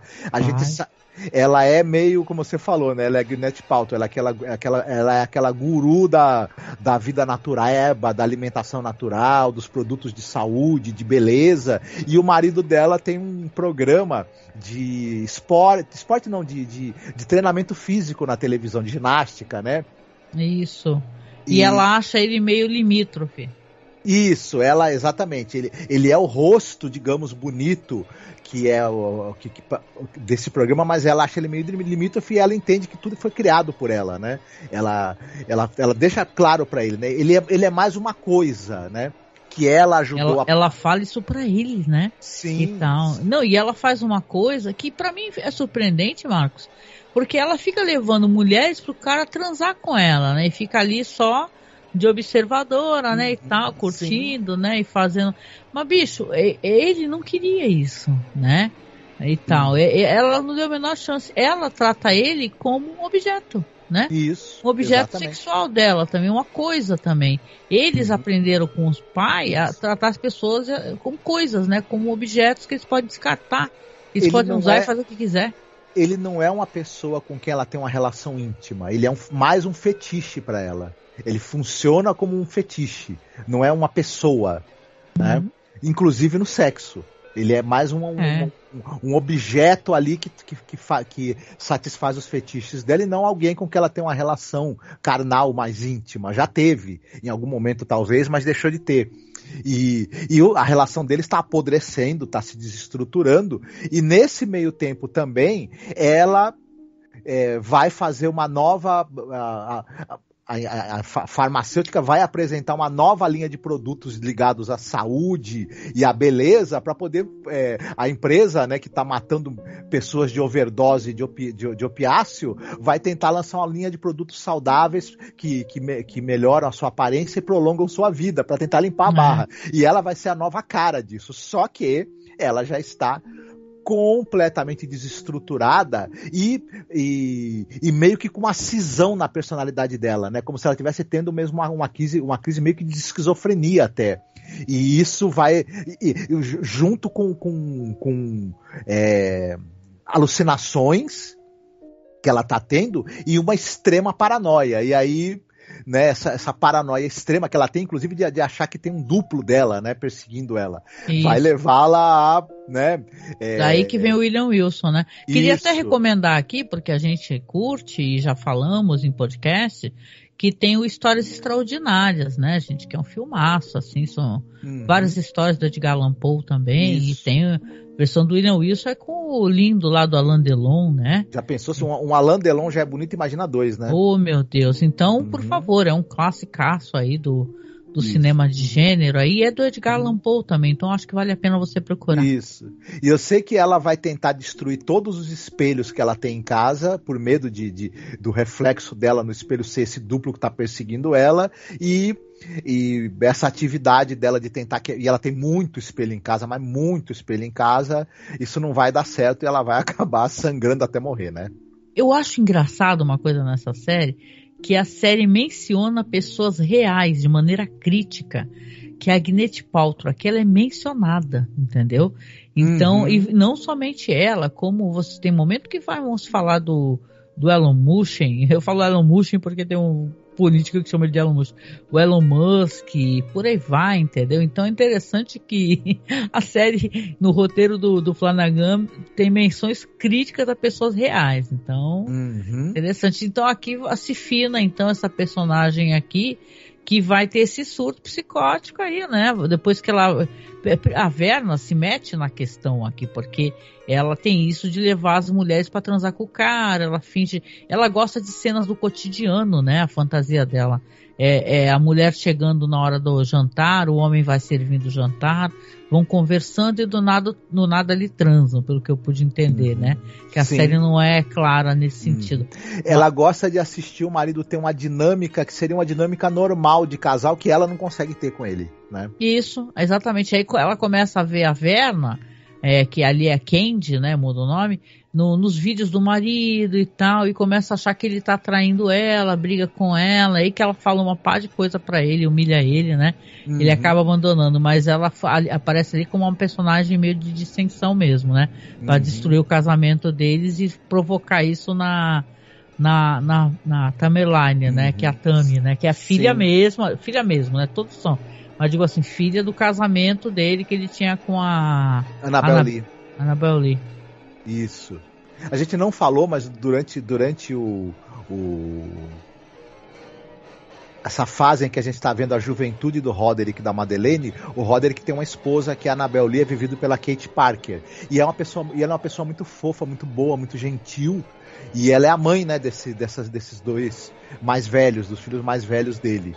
E ela também vai, em um determinado momento, descobrir o grande canalha, o grande monstro que ele é e vai se afastar dele, né? É uma pena, né? Porque pelo que eu pude entender, né, pelas cenas finais, né, que ela acaba tirando a própria vida também, né? Ele é um cara que ele realmente passou feito um furacão na vida das pessoas, porque ele tomou dela os filhos, né? Quando o casamento acabou e ele foi ficando rico, milionário, ele convenceu os filhos a deixar ela e ficar com ele, sabe? E tal. E ele foi lá pra moldar a mente desses filhos aí e fazer essa bagunça que ele fez, né, na cabeça, né? Dos filhos. Então, uma pena, porque pra ela, que era uma pessoa muito correta, né? E ficava muito chocado ouvindo os papos ali da Madeleine com ele, né? que a gente vai fazer? É nesse episódio aqui que tem a questão da audiência, que você mencionou. Que eles estão há um tempão, é no episódio número 7, que eles estão ensaiando ali para derrubar a empresa, né, e tal. Ele tá construindo um puta caso, e aí na hora H ele pega e se volta contra o promotor e tenta ajudar a empresa. Por quê? Porque ele precisa que o cara, qual é o nome desse personagem? A gente não fala muito sobre ele, o né? Eugênio Dupin. Não é o Dupin, o cara que é o chefe dele. Rufus. É o Rufus, né? Ele precisa que o Rufus entenda ele como um aliado, que ele possa ascender na empresa, um cargo, né? Um cargo ótimo. Ele precisa mostrar para a empresa que ele é digno de confiança. Então ele vai trair o Dupin, né? Não importa o que eles fizeram o tempo todo, se eles construíram ou não uma amizade. Então a Annabelle Lee, ela vai ficar muito chocada com isso, né? Ela vai ficar muito chocada. E esse aqui é o episódio também, como a gente vem falando aqui, a questão do Frederick, né, que ele tá se chapando de droga, já tava se chapando desde com o irmão, né, pegava drogas ali com o irmão, e a gente descobre, gente, que ele levou a mulher pra casa, não brigou ali com... A Morella, né? Morella, e levou pra casa, brigou com o médico, falou que é ele que manda, a minha família que tem influência e tal, e a gente vê a mulher lá sem conseguir falar, e a gente vem descobrir que ele estava, na verdade, dando medicação, né? Isso. Dando drogas, né, para a mulher, e uma espécie de medicação que a pessoa fica consciente, mas não consegue falar, ou seja, no momento que ela consegue falar uma palavra para a filha, ela fala, né? Filha, eu te amo, né? Puta, eu penso nisso sem vontade de chorar, sabe? Porque ela depois vai ter a língua cortada, né? Isso. E a última coisa que ela falou, acho que foi isso, né, pra filha, né? Pra filha escutar, filha, eu te amo. O Frederick não quer que a Morella, que é a esposa dele, ele sabe que ela estava na festa, né? Que o Próspero, o Perry, tinha dado, né? Ela foi lá naquela orgia. Ele até acha que ela foi lá pra transar com o Perry, né? Isso. E ele quer se vingar dela. Então ela ficou toda queimada, né? Com o corpo todo queimado. E ele quer, na verdade, ele não quer que ela seja tratada por especialista, ele quer que ela fique daquele jeito e que ela sofra, né, agonize da maneira mais horrorosa possível. Ele é um grande filho da mãe, um desgraçado. Não é? Você não fica pensando que filho da, né? Filho da P, porque ele é todo, né? Porque eu até acho legal a atuação do Henry Thomas, né? Que ele parece um bocó. Né? Ele é o passivo-agressivo por excelência, esse personagem, né? Ele é o único cara que tem uma filha, né? Que tem a filha dele, né? E tal, ele parecia ter uma família mais ou menos estruturada. A Morella mesmo, ela até faz uma alusão a essas séries que até tem na Netflix, que é bolo ou não, né? Sabe, que tipo assim, o negócio é tão perfeito, aí você corta, é um bolo, na verdade, não é um objeto, sei lá, um sapato, um livro, né? E aqui ele parece ter uma família feliz, só que ele é muito vingativo. E ele levou a esposa para casa para torturar a esposa. Quando ela fala para a filha assim, filha, eu te amo, e a menina sai toda contente para falar que arrumou um tratamento para a mãe, porque ela percebe que ele não tá fazendo nada pela mulher, né? A menina que é a Kylif Curran, né? É a Lenora.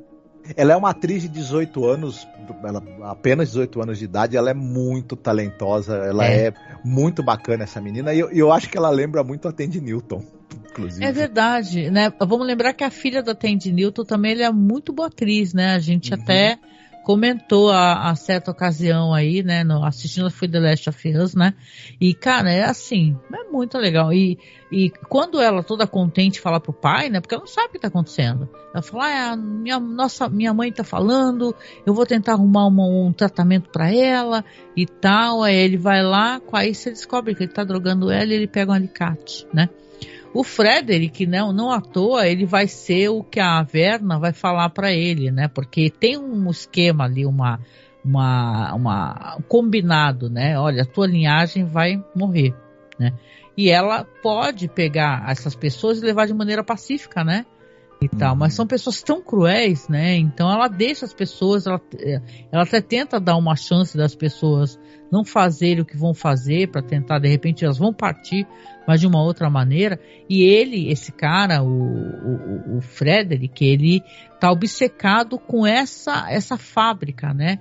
Que tá prestes a ser, como é que é? Vão demolir, demolida, né? Ele quer achar aliança, né? Ele quer achar aliança e tal, ele quer ir lá pra, sei lá, gritar contra o irmão que já tá morto, né? Urinar. Então, quando ele vai pra lá e ele vai fazer isso, os caras são todos lá fora, ele fala, só quero 5 minutos, 5 minutos. E tal, ele entra, começa a gritar, não acha aliança nenhuma, aí ele tá se chapando, se drogando. O que acontece? A Verna, né, porque ela percebe que ela também tem poder de persuasão e a pessoa não percebe que está sendo persuadida, né? Na hora que ele está colocando aquela medicação, porque ele também se chapa com a medicação que ele dá para a esposa dele, né? Ou ele pega por engano, sei que ele vai enchendo, quando ele cheira lá o negócio, achando que é só coca, e não é, e ele cai no chão duro, né, feito pedra, aí chega a Verna e fala assim, poxa, você poderia ter partido de uma outra maneira. Ele até fala sobre questão de quem você seria, né? Você seria uma outra pessoa, porque ela conhece o passado, ela conhece o futuro. Sim. E ela conhece as possibilidades do que essas pessoas seriam. Aí ela fala assim, olha, só que você fez uma coisa inconcebível, você pegou o alicate, né? Para torturar a esposa, né? Sim. Porque quando a filha vai arromba a porta, a mãe tá com a boca, coitada, toda sangrando, sabe? Meu Deus do céu, né? Tem 2 momentos da Verna que eu acho muito interessantes. Quando que ela vai falar em um determinado momento para Lenore, que ela fala assim, olha, eu não sinto prazer, nem sempre eu sinto prazer no meu trabalho, né? Às vezes eu não tenho prazer nenhum. Mas para ele ela vai falar, mas com você, amiguinho, eu não só vou sentir prazer no meu trabalho, como eu vou caprichar. Que você merece. Né? E o dele merece. É um dos mais interessantes, né? Porque dele é o Poço e o Pêndulo, né? Isso. Quem assistiu o filme, tem um filme até com Vincent Price, né? E, gente, é muito legal. É meio enterro prematuro e o Poço e o Pêndulo, porque ele vai ser enterrado nos escombros sem poder se mexer para fugir, né? Como o cara do enterro prematuro, e ali aquele pêndulo que está sendo usado para quebrar as paredes e também tem uma parte afiada, vai ficar passando no abdômen dele devagarinho para cortá-lo igual o Poço e o Pêndulo, conto do Paul. E o barulho, também. Hein? Quem escutou com fones, quem assistiu com fones, o barulho molhado que faz quando começa a chegar na barriga dele, né? Olha, e ele fica lá, vamos lembrar que a pessoa, no caso é essa medicação que ele dá para mulher dele, né, essa droga, que ele tá consciente, ele só não consegue se mexer, nem falar.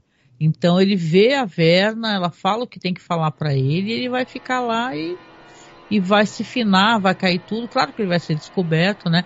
A filha entrega tudo pra polícia, né? Chama a polícia e tal, porque, cara, é muito triste, né? Quando ela olha a mãe, a situação da mãe, começa a chorar, né? E tal, é até uma pena. Eu acho que que essa menina também, ela confia no pai, né? Ela não sabe o monstro que ele é, porque ela tinha que ter chamado antes, né? Porque a mulher estava visivelmente sem ser cuidada, né? Precisava de várias intervenções, cirurgias e tal, e só ficava lá amarrada, né? Naquela cama ali, coberta por ataduras, né? Então, é claro, aqui agora uma minissérie com 8 episódios, né? O último é o Corvo, né? O último é o Corvo, que é interessantíssimo, claro, o fechamento da história. E é tristíssimo também, porque é aí que o personagem do Usher, né? O Roderick Usher, ele realmente vai chorar, né? Lágrimas desesperadas, né? Porque a Verna vai ter que buscar quem? Vai buscar a Lenora, né? Vão levar a mãe dela e tal para cuidar. Ela denunciou, até aparece o advogado, né? Falando que não, para ela não fazer isso. Ela fala que não, vai fazer sim. E entrega os crimes, né? Que foram praticados contra a mãe dela. E aí, então ela vai ser levada de uma maneira tranquila, né? Se pode, de uma maneira muito generosa e muito bonita, né? O meu filho até falou que se emocionou, eu também me emocionei, porque quando a Verna vai buscá-la, né? Ela fala pra ela o que vai acontecer com a mãe dela, né, Marcos? Você quer contar? É tão bonito. Uhum. Não, e ela fala que a mãe vai ter um longuíssimo processo de recuperação, né? Um tratamento de 3 anos, centenas de cirurgias e tudo mais, mas ela vai depois usar o dinheiro que ela vai herdar, os recursos, né? Para depois centros de pesquisa e tratamento, enfim, ela vai tentar financiar, né?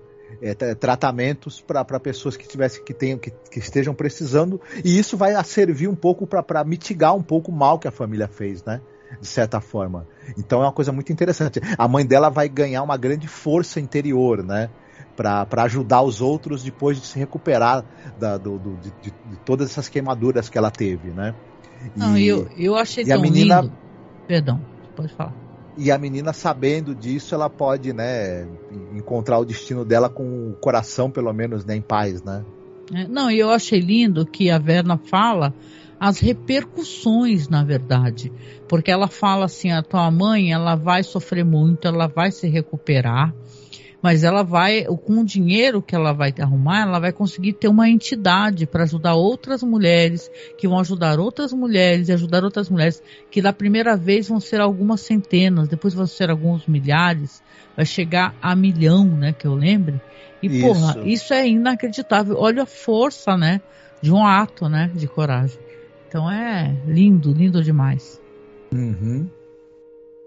É lindo. E o final, né, Marcos, aqui, porque a gente nem ia ficar tanto tempo conversando sobre essa minissérie, mas a gente vai se empolgando e contando as coisas, né? O final é glorioso, né? Eu acho um final sensacional, né? Porque aí você vai ter toda a questão do corvo, vai vir também a história do barril de amontilado, para quem conhece, né? Do cara que empareda o outro. Aqui eles vão emparedar o Rufus, né? Vai mostrar o que então eles fizeram finalmente. Vai mostrar que nessa festa dos anos 80, ela serve um amontilado pro Rufus, né? Acaba atraindo ele pro porão. Ele tá justamente com aquele visual, ele parece um bufão, não lembro o nome daquele. Arlequim. Um arlequim, né? Que diz que também tem uma história do Edgar Allan Poe, né? Que tem a ver com esse personagem, né, Marcos? Eu não lembro agora. Não, eu também não lembro, mas tem uma relevância também. E ela, o que acontece? Ela batizou a bebida, né? E tal. O irmão percebe, vai lá, segue depois ela, e é justamente porque ele fica o tempo todo parado olhando para aquela parede. Você fica se perguntando, será que a mulher dele está enterrada ali, né? Ele enterrou uma pessoa, mas aí você descobre que os dois emparedaram Rufus vivo, né? Uhum. E aí falam para ele, olha, você já falou bem de mim, agora eu vou ter ascensão dentro da empresa, você falou que eu sou a melhor pessoa, então eles vão, realmente, que é isso que acontece, né? Ele acaba virando um CEO, né? E tal, e a irmã vira um COO, também não sei o que é isso, mas falam essa sigla aí.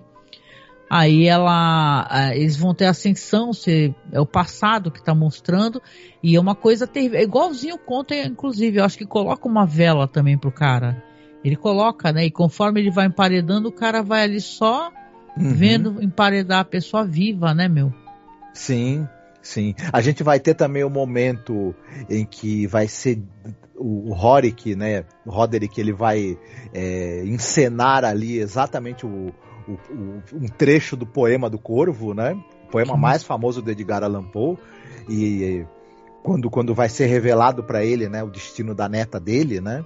Sim, sim. Não é à toa que ela tem o nome de Lenore, que é o nome da amada ali que o personagem do poema do Corvo tá em luto, né, por causa da perda dela, né? Uhum. E que ele pergunta, né, pro Corvo, né, se ele irá ver a Lenora no paraíso em algum momento, e o Corvo nunca mais, né? Nevermore. Qualquer pergunta que ele faça pro Corvo que seja um pedido de trazer algum laivo de esperança para ele, o Corvo só responde nunca mais, e é isso aí, né? Não, e a Lenore, como eu falei, morreu, só que a Madeline, ela tava fazendo uma inteligência artificial, né? que emulava a Lenore. E ficava toda essa conversa, ele ficava recebendo mensagens e mensagens e mensagens. E o Dupin até perguntava, porra, você nunca olha as mensagens, né? E eram mensagens que eram sempre a mesma palavra. Aí ele vai mostrar que era Nevermore, né? E vai ter a questão da irmã dele também, porque tem a parada de joias, né? Que ele fala do valor das coisas, que chega a ser uma coisa fútil e imbecil, né? Ele fala do conhaque que vale 1 milhão, vários milhões, e cada gole vale todo o ano de salário do Dupin e tal, e tudo tanta grana e tal, e ele tá numa merda, perdeu toda a família, sabe? Sim. E parece que isso tudo são coisas, né? Onde os seres humanos dão valor às coisas, porque as coisas só têm valor, que é o valor que a gente dá, vamos lembrar, né? É o valor que a gente dá. Elas em si, Sim. elas não são nada. Um quadro é apenas um quadro pintado. Ele tem valor a partir do momento que a gente dá valor a ele, né? É como o ouro, né? O ouro, o valor que é dado a ele é o valor do sofrimento da pessoa conseguir retirá-lo da natureza. E por aí vai. Eu quero dizer assim, que ele fala disso tudo e parece que ele está tentando convencer a si mesmo, né? Porque, cara, né? No final até, né? Eu tô me antecipando, o Dupin fala, eu sou o homem mais rico do mundo. E né? Quando ele for falar, né? Então é muito trágico, tem a questão da irmã, ela vai ganhar uma joia, a irmã dele, né, no final, né? É, que fala que foi de uma rainha egípcia, não sei o quê, e ele vai arrancar os olhos da mulher, né, e tal, e tá surtando, né? E acaba trocando pelas joias, né? Então, todo esse final aqui da série, né? Que é um final bem legal, porque é bem folhetim mesmo, né, cara? É bem aquele negócio de a tragédia total vai cair na cabeça. Quando a Madeleine aparecer também, né? Que teve os olhos arrancados, né, e tudo mais. É muito o final do conto da Casa de Usher, da queda da Casa de Usher, em que a personagem, que é a irmã do Roderick, né, no conto, a Madeleine tinha sido dada como morta, tinha sido colocada no caixão, ela levanta do caixão para pegar o Roderick, né, e durante essa coisa da morta, né? A gente não se sabe se ela tá. Na verdade, ela tinha sido enterrada viva, né? E ela vai lá apertar o pescoço do irmão, a casa termina de desabar, né? E assim, você percebeu que ele morre depois, como a mãe dele matou a pessoa e tal. Porque a mãe dele matou o cara enforcado no primeiro episódio. Isso. Ele morre do mesmo jeito também. Isso, estrangulado também por uma fulana que de certa maneira sofreu um processo que era feito com as pessoas que estavam mortas no Antigo Egito, né? De colocar joias nos olhos. E a casa vai desabar, né? E o Dupin consegue fugir e desaba totalmente. Aliás, gente, às vezes que aparece o corvo, cara, porque a série é tão bem feita, a questão de efeitos especiais, né? Tem vezes que o gato, obviamente, é efeito especial, né? Um gato de CGI, mas é tudo tão bem feito. Sim. E esse corvo, ele é assustador, porque ele tá parado numa posição, né? Encarando, né? Totalmente parado. Mesmo a série tem efeitos especiais muito bons, efeitos digitais, mas tem uma coisa interessante. Mesmo na série, aqueles efeitos que eles são meio mais ou menos. Tem um ou outro efeito na série que é meio mais ou menos assim. Mas ele é colocado no momento certo, da maneira tão certa, no contexto tão certo, que ele acaba funcionando, mesmo quando o efeito não é tão bem feito. É coisa que quando o cara é bom diretor e ele sabe o que ele está fazendo, aquele momento, por exemplo, em que o Roderick tá na janela e ele tá vendo cair aqueles corpos, né? Que seriam as pessoas que ele foi matando com o opiáceo dele. A chuva de cadáveres, viu? É uma cena do caramba. Isso. Aquele efeito pode não ser um efeito tão bem feito e tão convincente. Mas eu ele achei convincente, porque só parece que é cadáveres quando o raio brilha. Aí parece que são corpos, não é uma coisa tão evidente. Mas ele é tão bem feito, aliás, ele é tão bem colocado, você nunca mais esquece aquela cena, né? Ela é meio que um coroamento dele poder ver a desgraça que ele causou ao longo das décadas com esse remédio terrível dele, né? Esse opiáceo aí. E que ele escondia as informações das pessoas, negava que isso daí fosse viciante, né? E era altamente viciante. Então as pessoas iam usando até se matar, né? Literalmente. Exatamente, né? Então é um final do caraco, né? Quando ele sai, o Dopan, e ele vê a casa cair totalmente, né? E aí o raio, né? O relâmpago brilha, ele vê uma mulher. Aí quando brilha de novo, tem um corvo, né? E é ela ali, né? Então ela... E achei interessante esse negócio, né? Que ela aparece em todas as fotos com pessoas importantes, né? Assim, importantes no sentido que tem uma história, assim, no meio da humanidade. Todo mundo fez pacto com ela, né? Incluindo... pro bem ou pro mal. Isso, incluindo o Mark Zuckerberg e o Elon Musk. Inclusive, eu não vejo a hora dela ir cobrar o pacto com esses dois, né? Que ela fez com esses dois. Tá? Já passou da hora. Dona Verna vai cobrar a dívida deles, por favor. Pode começar com o Elon Musk, né? E é isso, cara. Então, eu gosto do final do desfecho, né? Porque no final, aí você descobre que a Juno, né? Que tinha até tomado uma cacetada ali, porque a Tamerlane tinha jogado na apresentação, surtou na apresentação, jogou um negócio nela. Ela foi dissolver a empresa toda, acabou doando justamente porque ela é viciada, né? A gente não comentou, a esposa dele, ela era viciada e ele não deixava a mulher parar de usar, uma filha da... Porque ele era fascinado, porque ela era o ser humano que tinha conseguido tomar a maior dose daquele remédio sem morrer de overdose. E ele era fascinado por isso. Então ele queria manter ela perto, porque ele queria manter pra perto dele a pessoa que mais consumiu o veneno que ele vendia pros outros, né? Que pessoa, né? E tem o Pim também, o advogado, que ele é um tolo, né? Tenta matar a Verna, né, e tal, e enrola ela, até que ele é bem rápido, né? Ele pega, a mulher entra, já dá uma injeção, já enrola num plástico, já passa silver tape e ela fica só do outro lado, só, ó, parabéns, batendo palma. Aí que ela conversa com ele e oferece uma espécie de acordo para ele. Interessantemente, ele não aceita, né, Marcos, né? O acordo, né? Esse personagem, ele é muito curioso, né? Ele fala, ele dá a entender que ele já teve uma vida de aventuras, ele já teve uma vida em que ele conquistou o que ele queria, né? Fez as maldades dele, assume essas maldades também. E não quer nada dela. E ela meio que ela aperta a mão dele e ainda fala pra ele: pô, obrigado, gostei de conhecer alguém que não é suscetível à minha influência, né? E o arco dele é interessante desse personagem. E outro arco que é interessante também é o que você falou da esposa do Roderick. Porque ela vai se revelando. Ela parece, a princípio, a Juno, ela parece ser uma viciada, uma pessoa descompensada. Uma observadora, né? Sem agenda. A gente vai percebendo que, na verdade, ela é uma pessoa que ela tem um senso moral, sim. Ela tem dentro dela uma vontade de fazer o certo e de fazer o bem. E na hora que ela percebe o que é essa família, ela começa a ter, inclusive, o impulso de querer reparar o mal que eles fizeram, né? Então ela é uma personagem que ela tem um arco muito bonito, na verdade. Ela tá desumanizada por viver naquele ambiente, mas aos poucos ela vai recuperando a humanidade dela, né? E a gente descobre que ela era tratada como lixo por aquela família, mas ela tinha algo de muito bom dentro dela que estava ali escondido, né? E estava anestesiado pela quantidade de opioides que ela tomava também, né? Sabe que tem claro, no final tem aquele, né, acho linda a cena, aí mostra a Verna indo em cada túmulo colocando uma coisa que representava cada um deles. Tem uma pessoa que é drogas, né?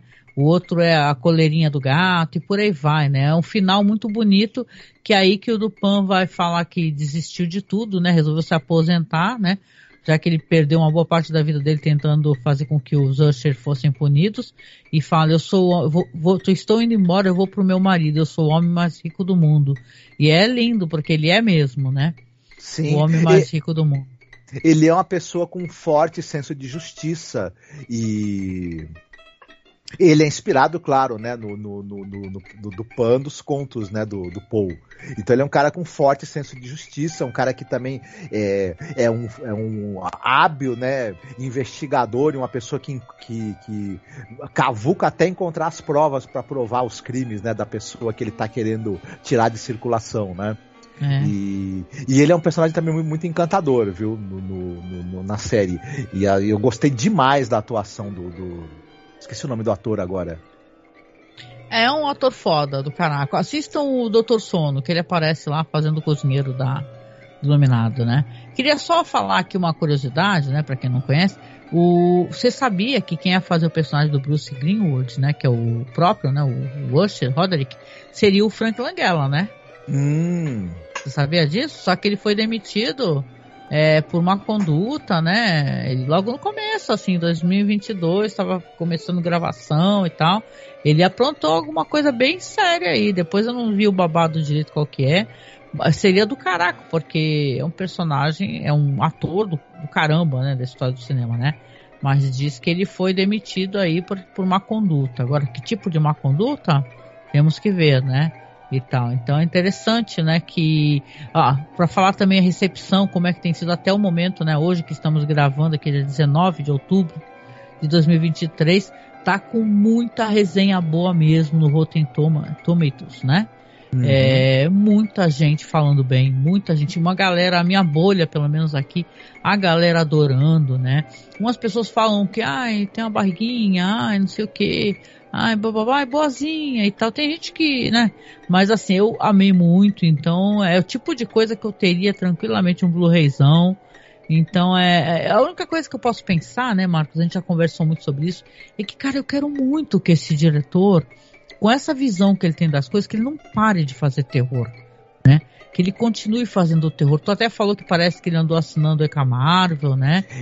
Eu não sei, não. Ele estava sendo sondado. Pelo jeito, ainda não tem nada confirmado. Ele assinou com a Prime Video. Isso é já certo, né? Olha, eu vou falar pra ti, porque quem sabe aqui tá acompanhando as séries que tem pela Prime Video. São séries muito boas, hein? Tem séries ótimas saindo. Então, que tratem melhor o cara, porque, pelo que eu entendi, a Netflix meio que, né? Não entendeu muito bem, porque a Netflix tem essa coisa, eles produzem muito, porque eles têm que ter muita série, só que eles, pelo jeito, não gostam muito de minissérie, né? Mas eles adoram ter série, mas o que adianta vocês cancelam, né? Se tiver a resposta que eles querem, eles cancelam, melhor eles terem minisséries mesmo, né? Mas ele, de qualquer maneira, espero que não pare aqui. Até engraçado, gente, que eu me sinto quase uma vidente, né? Porque eu comentei antes dele começar a fazer Residência Rio, ou depois que ele fez a primeira, não lembro, gente, vou ter que ver qual que foi o podcast, mas eu comentei falando, putz, ia ser mó legal, já pensou o Flanagan fazendo séries sobre as mansões mal assombradas do cinema. Aí o cara me sai com a porra falei, caraca, fui mandinar foda aqui nessa, hein, mano. Mas que eu quero muito, eu sou fã do cara, desde o Absentia, né? Aliás, recomendo, se você nunca assistiu Absentia do Flanagan, pode ir atrás, que você vai ver um filme perturbador sobre a desaparecimento de alguém, né? É meio Lovecraft, né? O filme, assim, ele já mostra ali a capacidade que ele tem para escrever roteiro, né, É muito bom mesmo Absentia, né, mano? Sim, é sensacional. Quem não viu ainda, procure, que é um filme com poucos recursos no sentido de orçamento, né? Mas de muito rico em ideias perturbadoras, né? Muito bom. Gente, e com isso, a gente já ficou um bom tempo aqui, quase 2 horas, tá? Falando sobre a queda da casa de Usher. Vamos lá, Marcos, a gente não é disso, mas se tu for dar uma nota aí de 1 a 10, qual nota você daria? Eu daria um 8. Um 8,5, bem sólido, né? Beleza. Eu vou aqui na nota do amor mesmo, cara. Eu meto logo um 9,5, entendeu? E detalhe, eu só boto esse meio aí faltando porque pra mim podia ter 10 episódios em vez de 8. Adorei, cara. Mike Flanagan na veia, que ele faça muitas coisas, que ele seja o diretor que já falei, vou repetir, do filme que eu sonho, ter adaptado o Stephen King, o livro que eu amo, que é o Rose Mother, né? Espero, né? Quem sabe, já pensou a Kate Siegel fazer a Rose, do Rose Mother? Então, né? Alguém mande e-mail pro Mike Flanagan e fale para ele providenciar. Né, gente? É isso, né? Muito obrigada para quem tá acompanhando a gente aqui na live. Você quer deixar um recado no final, Marcos? Recado que eu tenho para deixar é que vocês continuem se cuidando muito bem e acompanhem aqui os podcasts da gente no mês do horror, que tem bastante coisa para sair ainda. Tem sim. A gente está preparando um audiodrama aí e tal. Vamos ver se a gente consegue fazer. Mas acompanha a gente. Vamos dar moral aqui pro nosso podcast, né? Quem gosta da gente. Lembre sempre de compartilhar, se for possível. Se for possível, nos apadrinhe, gente. Nem que seja valor assim, tipo acima de R$10 de preferência, né? Mas nos apadrinhe pra gente poder conseguir pagar as contas de manter o site, né? E é isso, no final do mês, vocês sabem, vai ter muito conteúdo ainda aqui pro mês do horror, e no final do mês é o podcast especial do Halloween, que desse ano é Colômbia, hein? Então vai ter muito cinema que vocês talvez não conheçam, que vocês vão gostar de conhecer, de pesquisar, de assistir, porque a gente ajuda a assistir, tá bom? Então procure, tá? Nos aplicativos, Máximo Racine, fica logo abaixo aí, é só você acessar, vai no site, fuça lá o nosso feed, tem coisa pra caramba, são mais de 14 anos de podcast, né? Então a gente tá entregando bastante coisa, né, de hoje. Então, por favor, tá? Procura lá, ver o que você curte e dá o feedback pra gente depois, tá bom? Então com isso eu vou dar uma boa noite pra vocês aqui e a gente se encontra na próxima live, né, Marcos? Sim, em breve estamos de volta. Falou, beijão, tchau, tchau. Tchau.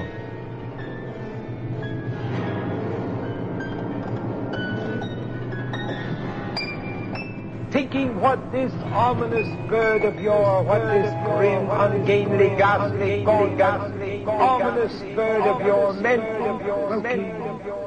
nevermore, nevermore.